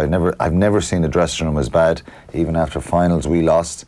2003 was, after a positive pool stage, getting the win against Argentina. Very, very unlucky against Australia in the fourth game. Should have won that game. I think Hump's ball goes over the bar. If you had a bit of Hawkeye, would have been called for to win the game. I think that one went over. Anyway, I'm the only one. Yeah. They never showed a replay of it. No, they didn't. And it was that if they won that, we would have played Scotland in the quarter-final. We came second in the group. We played France, and I was back home at that stage. I left after the Aussie game, and that was. France were brilliant on the day in the semi-final, and in the quarter-finals, Ireland were poor. 07 tells its own story, didn't get out of the group. 2011, I worked at 2011, I was literally just retired, very short time, went to the World Cup, and the win against Australia in Eden Park was fantastic, and I really fancied our chances against the Wales in Wellington. And maybe it's all that psychological stuff that Gatty throws in. He's setting seeds of doubt for future possibilities. Yeah. Oh no, totally. And to be fair to them, they kind of totally hijacked that game with the chop tackle, just pressure in the Irish players' faces, and they couldn't play. And they won that. 2015, then the loss against Argentina, when again you'd fancy Ireland at that stage. I thought the injuries didn't help them. So we haven't delivered, and we haven't got past the quarter-final, and that's going to be there unless we change it, and that's the tag. So, is it a good World Cup if they make a World Cup semi-final? If they make a World Cup semi-final, it's an incredible World Cup, and if they make a World Cup semi-final, I think they'll be playing Australia rather than England. Yeah, England are on the other side. If they win the group, they play. If they win the group, England will end up probably meeting New Zealand, because they'll be playing the quarter-final winner of New Zealand and Scotland. So England would probably be playing New Zealand. Right. There's a lot of ifs and givens. Yeah, sure. But I think if I was to pick 4 semi-finalists, I'd be saying it'd be England v New Zealand, and Ireland stroke South Africa v Australia. Yeah, you would take that at this stage. Okay, Ireland stroke South Africa, that means the quarter-final against South Africa. But listen, we could be playing New Zealand in the quarter-final, so whoever it is, it's going to be incredibly difficult to get past that quarter-final. A couple of quick comments here. Lenny disagrees with this. Legacy coming down to the next 2 months, that's very wide of the mark. It isn't. It's just that's how sport works. It will always be, did great, best coach ever, but actually ultimately failed the 2 times he had a World Cup. It wasn't good enough to get past, and it's unfair. I think it's unfair. Yeah, but that's reality. You were talking about what's going to happen. That's the ball. Tell Lenny. Yeah. I thought Conan played well, as did the entire team, in fairness. We were talking about Conan and whether or not he might have played his way into the starting team. He was quiet but effective and good, and I think there's more to come from him. It's very unfair to say, Jack Conan was quiet for 2 games. It takes a bit of time to get up and running. I think he'll be much better for it, and I think the Conan standard scenario can work. It worked in Australia in the 3rd test, so I'm a big fan of Conan as well. Music says, Joe's done an amazing job, sacrificed his family for Irish rugby, beat the All Blacks twice at Grand Slam championships. Yes, we're all rugby coaches now, but I think Joe will have the last laugh. Well, I think we all want him to not have the legacy of being beaten in a quarter-final. We all want him to have the last laugh, and it'd be fantastic. And what would we say? It was a master plan all along. Dave Kelly says, neither Conan or CJ has played well at 8 in recent games. Has Ruddock ever played at 8? I think he has played at 8, yeah, before. He played in the second row as well. Damien Moignier says, all Wales do is stop other teams playing. Stop this holding the ball carrier up in the tackle. Ugly rugby. Wales will be found out at the Rugby World Cup. I think being one in the world but being overlooked by most due to perceived issues with ranking system and hammering away to England will suit us. We had the confidence but aren't taken too seriously, says Elm 2018. And what about Ringrose on the wing? Ringrose on the wing could be an option. Is Earls all right? I'm not sure, to be honest. He looked very uncomfortable and frustrated coming back at the weekend. And then, you know, if he's out now for a couple of weeks and misses the Scottish game, you know, it's kind of frustrating for him, trying to work your way back. Ringrose is an option on the wing. Yeah, he has the ability. He played for Leinster there when he kind of came on the scene first and was brilliant on the wing for Leinster. Aki and Henshaw, I thought, played well. Ringrose can come back in there, absolutely no problem. And I think he's an incredible player. I think the confrontational stuff and the bit of old Munster rugby that I'd like to see, I don't want to see expansive rugby. I would love to see us kicking it up in the air and smashing teams. Can we win a quarter-final without Gary Ringrose? Like, so if we're gonna have our best ever World Cup, Ringrose needs to be our player of the tournament. In a way, we need his creativity to be the thing that is the 2 extra passes that come into a move that get us over the line against New Zealand or the Springboks. It's a very valid point. I think when you take a talented, evasive, gifted player out of a midfield and you put in a bit more robust, like Aki probably is a very talented footballer and can offload, and he has that ability to do all that stuff. Neither are as creative as Robbie or as Gary Ringrose. Robbie Henshaw is a brilliant player as well. He's all action. I just think that subtle little bit of unlock a defence, take on a defender one-on-one. Ringrose can do that better than the others. I think Chris Farrell is someone who you can't rule out for having an impact here either, because I can see him playing those. Yeah, he'll get options there, and you never know if someone like Farrell could feature against South Africa. So I think ultimately when we play South Africa, we can't just go, well, they're big, they're aggressive, they're strong. We have to put Chris Farrell in, Ruddock in, Klein in, you know. Yeah. O'Mahony at 7. We've got to be careful with that. This is the last time you're both in studio for us this week. It's the last time you're together in studio. The next time you're going to I'm here Friday again, right. So Owen is off on Wednesday. I'll do the legwork before you get there in Japan, Quinny. Don't worry about that. Sending you off in nice restaurants. All right, 11 minutes past 9 this Monday morning. You're watching OTBAM. As the countdown to Japan continues, we caught up with former Irish prop John Hayes for a chat about some of the most special moments in his career. It's all with thanks to Vodafone Rugby.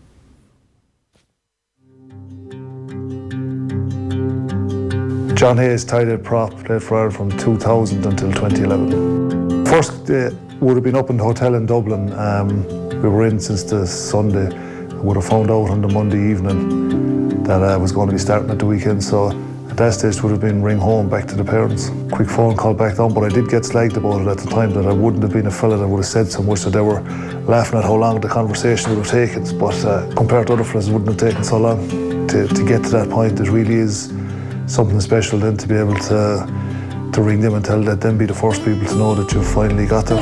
I've been thereabouts, been in the squad a few times, was playing with Munster at the time, we were going fairly okay, so just hoping to maybe finally if we kept playing well with Munster, to finally get in the door. So it was Warren Gatland was actually the coach that time, and he came to the room, just knocked on the door and just had a bit of a chat, and he said something, and he kind of went away. I just didn't think much of it, like, you know, so whether he was checking me out or whatever at the time, did he think I would be up for whatever? Next thing he left, he went out the door, and then he came back a couple of seconds later and he said, we're going to start you at the weekend. He said, do you think you'll be up for it? He said to me, and I said, I would, yeah. And then he just turned around. He's kind of a bit like myself, he doesn't say a whole lot. He turned around and left, and I was literally standing there going, am I going to be playing? Like, he didn't say a whole lot, like, But just so I had to wait in for the final announcement to know for definite. Fax messages were getting sent in, like, and they were being printed out, just stuck up all around the team room and stuff like that. So compared to what I'm sure the guys get nowadays, it just shows how different it was, but they were still always nice to get. In 2006, after we won our first Heineken Cup final in Cardiff, Fiona, my wife, wasn't over because she was expecting her first baby. Sally was coming. Like, we all got in off the pitch after the presentation. I remember just getting in straight and got the phone, went into the shower area under the stand in Cardiff and rang Fiona from there because she was at home lying off on the couch because she couldn't travel. So I can remember just having a chat. That would have been definitely one of the reasons and one of the moments that stands out why I can actually remember when I didn't join in with that I made a phone call home straight away. Great stuff there from John Hayes about the important calls that he has made in his life. Big response to our conversation there. That was John Hayes answering Ireland's call. Big response to our conversation with Alan Quinlan there. So you can have your own say on it. Get involved in our YouTube comments if you want. You can use the hashtag OTBAM and we'll certainly pick up those comments. I don't think you can do anything other than say that it's going to be a legacy defining 2 months for everybody who's involved in that team. That's how legacies are built. Yeah. On the big days and the big games. The end defines the legacy. Right. Let's move on because the start is also defining the NFL season for us in many ways. It turns out the New England Patriots are the best team in football and we should just give them the Super Bowl now. Mike Carlson, good morning to you. Good morning. That's one way of looking at it, but of course, week one in the NFL is National Jump to Conclusions Week. That's it's always a dangerous thing to do. But it was actually a really entertaining week one in a lot of ways. Although I thought particularly sloppy in a lot of games, and I think this is partly the result of less contact in practices in preseason, but also more and more teams holding out their better players in preseason. So you saw a lot of sort of rusty offenses and a lot of bad tackling. And so, I hesitate to anoint anybody at this stage of the season. We'll talk about the Patriots and Antonio Brown in a moment, but I want to start with the other big off-season hype story, which was the Cleveland Browns, who coming into this were supposed to be everybody's second favourite team, and were supposed to be a team that were ready to steamroll sides on both sides of the ball, and they got absolutely annihilated by Tennessee last night. Apparently 1955 was the last time that the Cleveland Browns gave away so many penalties in a single game. So what the hell went wrong for them? Well, a couple of things really, but penalties was a big part of it, because indiscipline was also a story around the league. In fact, this week there were 3 players I think ejected from games, one of them being Greg Robinson of the Browns, who they just had brought in to play left tackle, brought him back actually to play left tackle. With him out, their offensive line pretty much collapsed and was vulnerable to the Titans' pass rush. Baker Mayfield was rushed a lot and threw 3 interceptions. It was always sort of premature to jump on that Cleveland bandwagon. Tennessee, I called this game a toss-up. Obviously, it wasn't in the end a toss-up, but the Browns were never going to run away with things, and I think their offense is still a work in progress. Landry didn't look impressive. Odell Beckham was held under control quite nicely, and the Tennessee secondary played really well. Byard had an interception. Logan Ryan played really well. Malcolm Butler, another expatriate, along with Ryan, had a touchdown interception. They just dominated in the second half, and Cleveland ran out of ideas more than steam. A couple of other things that I just wanted to kind of wheel through before we do get to the big story, which is obviously the Patriots and Antonio Brown. But Dallas looked really good, a bit of a slow start against the Giants, but then Dak Prescott in this offense looks like he's going to be excellent. They've got a new play caller who seems to be part of that generation of smart young coaches who's going to have an immediate impact. Yeah, Kellen Moore is the new offensive coordinator. A huge improvement over the head coach, Jason Garrett, or the Clapper, as we call him. Moore played at Boise State. He never had an NFL career except as a backup, but he's got an offense now that takes advantage of the things the Cowboys can do well, not least of which is Zeke Elliott, who, after all the drama about his re-signing, is back. Dak Jack's going to wind up getting a big contract as well. I'm not sure how Jerry Jones pays all these guys and stays under the salary cap, but that's his problem, not mine. They looked really good. The Chiefs looked really good for a good part of the game against Jacksonville. And Jacksonville lost Nick Foles, their new quarterback, early on to a broken collarbone. They've got a rookie called Gardner Minshew. Oddly enough, he played in a system at Washington State, which is not all that different from some of the things that John DeFilippo, their new offensive coordinator, likes to do. He was Foles' quarterback coach in Philadelphia when they went to the Super Bowl and won it. So they were expecting big things from that. Minshew's not that bad a fit, but what will happen is the rest of the NFL will look at him and what he can't do or can't do as well, and they'll stop him later on. And of course, Baltimore simply ran over Miami, which is a huge story on two sides. For Baltimore's, it was the fact that they passed, the Lamar Jackson passed for 5 touchdowns, which I think is only one less than he threw all of last season when he was a run-first quarterback. And for Miami, of course, people are accusing them already of tanking the entire season in order to get the number 1 draft pick, which I think is a bit unfair, but they are in a quote-unquote rebuilding process. And what was most worrying for them is that the strongest part of the team that's left is their secondary, and their secondary was completely shredded in that game. Yeah, not bad for a running back is what Lamar Jackson said in the aftermath of that. Might they say Americans hate draws, so I presume you were crying your eyes out when you saw the Detroit game last night ended in a tie? Yeah, maybe it's because I've lived over here for so long, but I've made this argument for years about draws, and I remember big games that ended in draws, the prime one being Michigan State against Notre Dame in 1966, where they were ranked 1 and 2 in the college football standings. It was a 10-10 draw. Alabama, who were ranked 3rd with Bear Bryant as the coach, didn't move up in the polls, which to me doesn't surprise you, because if you have a dead heat in 100 meters, the guy in 3rd doesn't get first place because the other 2 guys tied. But Bear Bryant said a tie is like kissing your sister, and from that moment on, Americans have been told they hate ties to the point where they now believe it. In my mind, I would rather see overtime just dropped for the regular season and just use it in playoff games where you have to have a winner. Yeah. Because when the guys battle for 60 minutes, they come out even. Okay, it's even, and a team that plays over their heads for 60 minutes doesn't deserve to get beaten necessarily in the overtime. Plus, it makes coaches decide whether they're going to go for the win in regulation or just automatically play for the tie in overtime. Then if they lose in overtime, nobody blames them.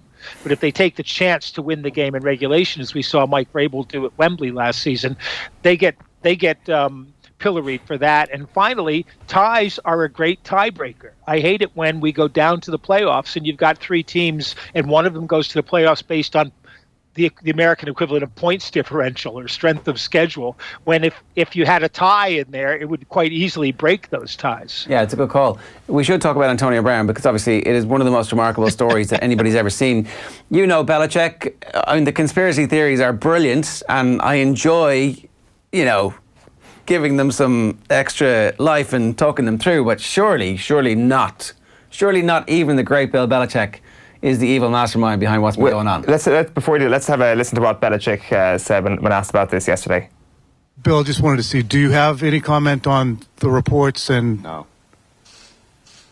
Antonio Brown? When will they learn? That was it. When will they learn? You do not ask Bill Belichick a yes or no question, because he'll answer you with a no.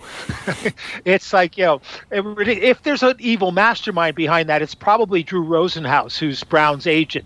But, to think that somehow Brown or Rosenhaus or Bill could plan this whole thing out so that he would be released at the right time for the Patriots to sign him, it kind of stretches credulity. I mean, I would not put it past Rosenhaus to call Bill sort of the day before and say, look, something's going to happen. If it is, are you still interested? Because they did offer a first-round draft pick to the Steelers last year, it turns out, for Brown. And Bill probably would have said yes. I hadn't thought about it much, because I thought the Patriots are so stacked at wide receiver that they wouldn't necessarily jump at the chance for another one. Stupid me. But, you saw the way they tore through Pittsburgh. Josh Gordon had an amazing game for them. So the question becomes, who are they going to cut when they sign Antonio Brown? There's probably 6 guys at the bottom of the roster who are all sweating bullets right now as they wait for Brown to show up in Foxborough. But I was watching Hard Knocks, where the Raiders were the team that was being covered. And I said a couple of weeks ago, I think it was on my Patreon column or maybe on Nat Coombs' show, but I said, John Gruden is the Boris Johnson of the NFL. And he's playing to the cameras all the time. He's telling everybody what they want to hear, whether it has a basis in reality or not. And Boris is probably the only guy who had a worse last week than the Miami Dolphins did. And welcome to Dublin. Gruden, I think Antonio Brown looked around and thought, I've got this deal, but I don't want to be here. I don't want to be here. This team's going nowhere. I want to be somewhere where I am more appreciated. And whether his frozen foot or his helmet was the real issue, or whether the team dealt with it badly, I do not know. But what was interesting to me was in Hard Knocks, they had a receiver called Keelan Doss, who they signed undrafted. And I had him at the very top of the list of undrafted players who had a great shot at making it in the NFL. And Gruden, for the whole of Hard Knocks, kept, hugging him and saying, this is my guy. I love this guy. And then they cut him. So Jacksonville picked him up, put him on the practice squad. And when Brown left, the Raiders called Keelan Doss and said, okay, you want to come back and be on our roster? And he said no. He'd rather stay on Jacksonville's practice squad. That tells me more than anything else about the Antonio Brown thing. It's a thing where they don't necessarily want to come in and play in this zoo. And I think that's what it is. It's like below the surface, but we'll see a lot tonight when Denver go into Oakland and play. Mike, great having you back. Thanks a million. Thanks, guys. It's Mike Carlson giving us some thoughts about the return of the NFL season, the great point at the end of it. Antonio Brown. We're going to take a quick break. Phil will be back after these. AM on OTB Sports Radio, Ireland's first and only sports radio station. The 2019 Boyle Sports World Grand Prix Darts is back at the City West Convention Centre, Dublin, from the 6th to the 12th of October. See 32 of the biggest darting stars on the planet, including world number 1 Michael van Gerwen, former Grand Prix champion Darrell Gurney, plus fan favourite Peter Wright. Get your tickets now at ticketmaster.ie and search darts. The 2019 Boyle Sports World Grand Prix Darts at City West. Game on. Rugby season is back, and Lifestyle Sports is giving you the chance to win something very special. The ultimate rugby year for you and 3 mates. You could be headed to the Champions Cup final, the Pro 14 final, interprovincial games of your choice, and get match day ready with kit bags full of jerseys, new season training gear, €400 in vouchers, and more. Check out lifestylesports.com. Lifestyle Sports Rugby on Insta, or buy any jersey in store or online for a chance to win. Live rugby with Lifestyle Sports. OTB AM. We've got an exclusive Johnny Sexton interview coming your way across the OTB channels at 12:30 today. You can watch live on our YouTube channel, or you can listen on OTB Sports Radio. Phil is here with Sports News. Yeah, we're going to start with Galway, the Camogie champions for the 3rd time at senior level. They beat Kilkenny by 3-14 to 17 points at Croke Park, lifting the O'Duffy Cup for the first time in 6 years. Niamh Kilkenny was the standout player. She hit 4 points, but the damage Galway did was with the goals in the first half, all 3 coming before half-time. Ailish O'Reilly scored 2. Niamh Hannafy also found the net before the break, so Galway were 6 up at half-time. A 3rd All-Ireland final defeat in a row for Kilkenny now. Westmeath overturned a 7-point deficit to beat Galway in the intermediate final. They won by 111 to 19. So for the first time in their history, Westmeath have secured senior status. And Kerry were crowned Premier Junior champions for the first time. They saw off Limerick by 11 points to 8 at Croke Park. Rafa Nadal has won his 4th US Open title. The Spaniard saw off Russia's Daniel Medvedev in 5 sets to claim a 19th Grand Slam. Nadal won the opening 2 sets, but Medvedev fought back to force a decider. It means Nadal is now just 1 shy of Roger Federer's all-time record of 20 Grand Slams. Denmark were held to a scoreless draw away to Georgia, leaving the Republic of Ireland 2 points clear at the top of Group D in the European Championship qualifiers. Ireland's next qualifier is away to Georgia on the 12th of October, which is the same day Denmark play Switzerland in Copenhagen. Tonight in Group C, Northern Ireland welcome Germany to Windsor Park. Scotland face Belgium in Group I. There's also an FAI Cup quarter-final down for decision. Waterford host Dundalk. Those games all getting underway at 7:45. Tributes are being paid to Irish athlete Craig Lynch, who tragically died over the weekend. The 29-year-old was killed in a car crash. The Cavan native represented Ireland at the European Championships back in 2016 in the 400 metres. It's part of the Ireland team that ran in the 2015 World Relay Championships alongside Thomas Barr, Dara Kervick, Brian Murphy, Brian Gregan and Richard Morrissey. Lynch also won the national indoor 60-metre title in 2016. It's day one of the Men's World Elite Boxing Championships in Russia. Michael Nevin is the first of the Irish in action. He's the only Irish boxer in action on day one. A 7-man team is in Russia. The elite middleweight will take on Moldova's Andrei Vrem in the last 64. That fight due to start at 11:45 this morning. And Paul Casey finished up on 14 under to win the European Open in Hamburg yesterday. The leading Irishman was the European Ryder Cup captain Pádraig Harrington, who ended the tournament on 6 under par. Phil, good stuff for that. Thanks for that. A reminder, our Johnny Sexton interview is live at 12:30. You can hear it first exclusively on OTB Sports Radio. Of course, you can tune in later on tonight to Newstalk to hear it on the radio. Off the Ball is live from 7 o'clock tonight. We're back on OTBAM at 7:30 tomorrow morning. Before we go, if you haven't watched the full 2 hours of the Cadbury Roadshow with Roy Keane and Gary Neville from last week, then you need to get on that because it was really good. We're going to leave you with this. We'll get to that Maddie Taylor story in just a minute because we're just loading that up for you. But it's a doozy. Yeah, it's certainly made a few ripples anyway, that's for sure, over the past week or so. The Maddie Taylor story in particular is particularly funny. It's hard to pick a highlight from the show, but that's certainly one of them. There's loads of hidden stuff in even Neville talking about Paul Pogba, and everybody wants to know absolutely everything about him, the way they did about certain other players in different generations. You kind of forget that, and that has a bearing and has an impact on the player later on. Yeah, that's true, I suppose. I don't know. I found it very interesting looking at the dynamic between Neville and Keane last week, and the sort of relationship that they have, and the relationship that perhaps Neville has with Ferguson, as opposed to the relationship that Roy Keane has with Alex Ferguson. You can almost tell from Gary Neville's body language at times that his relationship with Alex Ferguson is a bit different to Roy Keane's relationship. As he has one. Exactly, that it actually exists. All right, a reminder, the full Cadbury Roadshow with Roy Keane and Gary Neville is available on our YouTube channels and of course on podcast as well. Here's Roy Keane talking about the time that he tried to sign Maddie Taylor for Sunderland. We've got to wrap this up, unfortunately. We've been way over time. What about the Maddie Taylor story? Is it Roy? Well, Maddie Taylor? Let me do that Maddie Taylor story. Go on. You set me up for the fall here. Probably won't be as funny here as it was on the flight this morning. Up at Sunderland, blah, blah, blah. Trying to get players up to Sunderland, always difficult. Their wives didn't want to go up there because they want to go shopping. Eventually get Maddie Taylor up. He was leaving, I think, Portsmouth, and he had an opportunity, I think, to go to Sunderland or Bolton. So I met him at the stadium, up at the boardroom, gave him all the talk, about an hour or two. He said, I've got a lot to think about, it's a big decision. I said, of course, you take your time, huge decision. I'll walk you down to the car park. As we walked down, he says, listen, Roy, huge decision, thanks for the chat. I said, yeah, you take your time, big decision, I understand for your family, no problem. Bolton, Sunderland to Bolton is no comparison, but listen, Bolton were not a bad team at the time.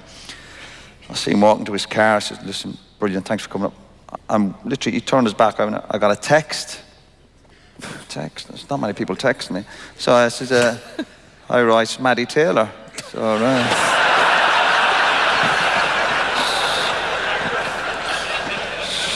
I've got my phone. I think it was a BlackBerry at the time they were in, and I went, I can see him getting in his car. I've decided to go to Bolton. I'm waving him going out the car park.